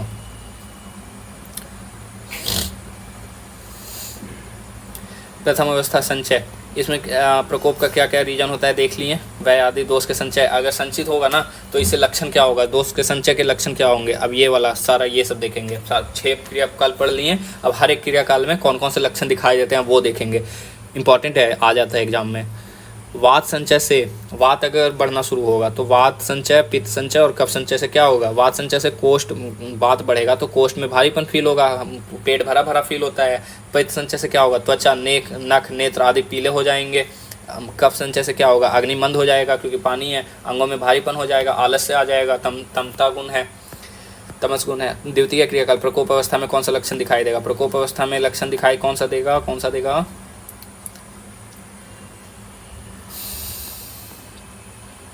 महर्षि सूत्र का मैथ रोग उत्पादक तत्वों का प्रसार रक्त के माध्यम से ही संभव है। रक्त के रोग उत्पादक प्रक्रिया का प्रेरक होने के कारण इसे सभी स्रोतों में गमन करने में समर्थ बनाता है। ये दोनों ही कारण वात एवं रक्त इसे कार्य हेतु महत्वपूर्ण। वाग्वट प्रकोप अवस्था में विकृत दोष अपने स्पष्ट लक्षणों की व्यक्ति करते हैं, साथ ही इस अवस्था में स्वास्थ्य का अनुभव करता है। सुश्रुत में कोष्ठ में सुई, क्या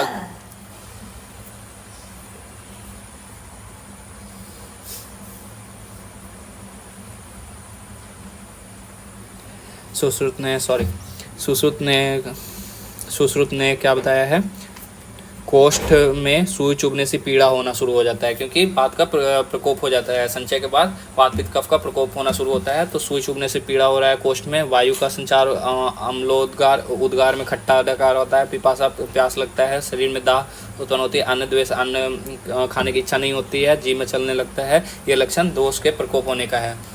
ठीक है, प्रसर अवस्था यानी फैलना शुरू हो गया। तो फैलने शुरू हो गया, उसमें क्या होता है, वात के फैलने से, पित्त के फैलने से और कफ के फैलने का लक्षण क्या है।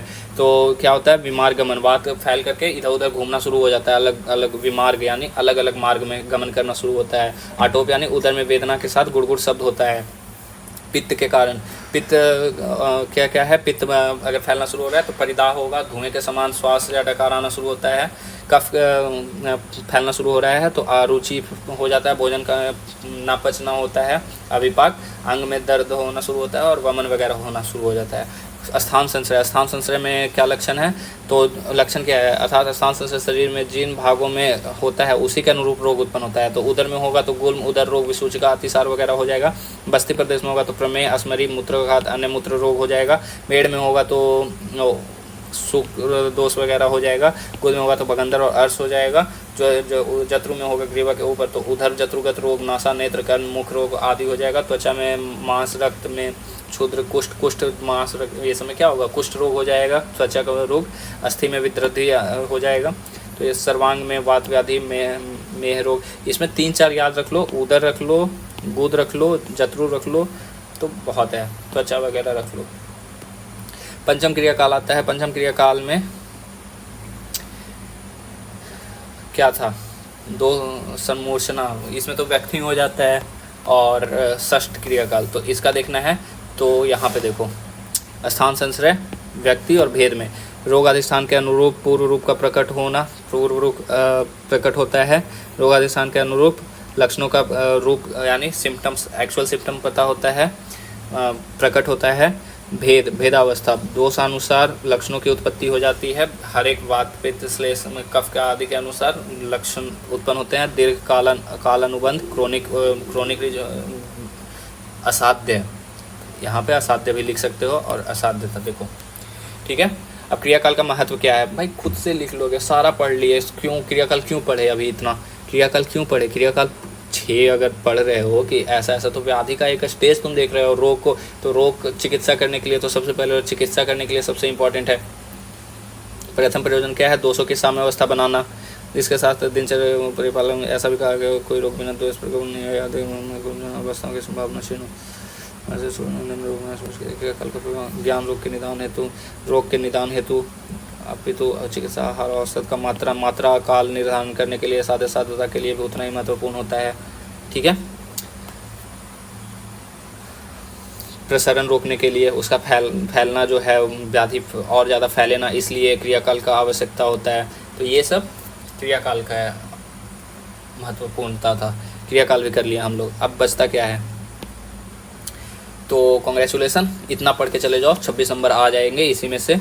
अब किसी को और ज़्यादा नंबर लाने हैं तो अगला 26 नंबर के लिए देखेगा प्रकृति, आहार, अग्नि और आहारपात। ये वाला, इसमें कोई श्लोक नहीं है, मत डरना। प्रकृति, आहार, अग्नि, आहारपात। अभी ब्रेक मिल रहा है, ब्रेक में जाओ, एंजॉय करो, 10 मिनट बाद फिर आकर के देखना, ठीक है। Okay, bye.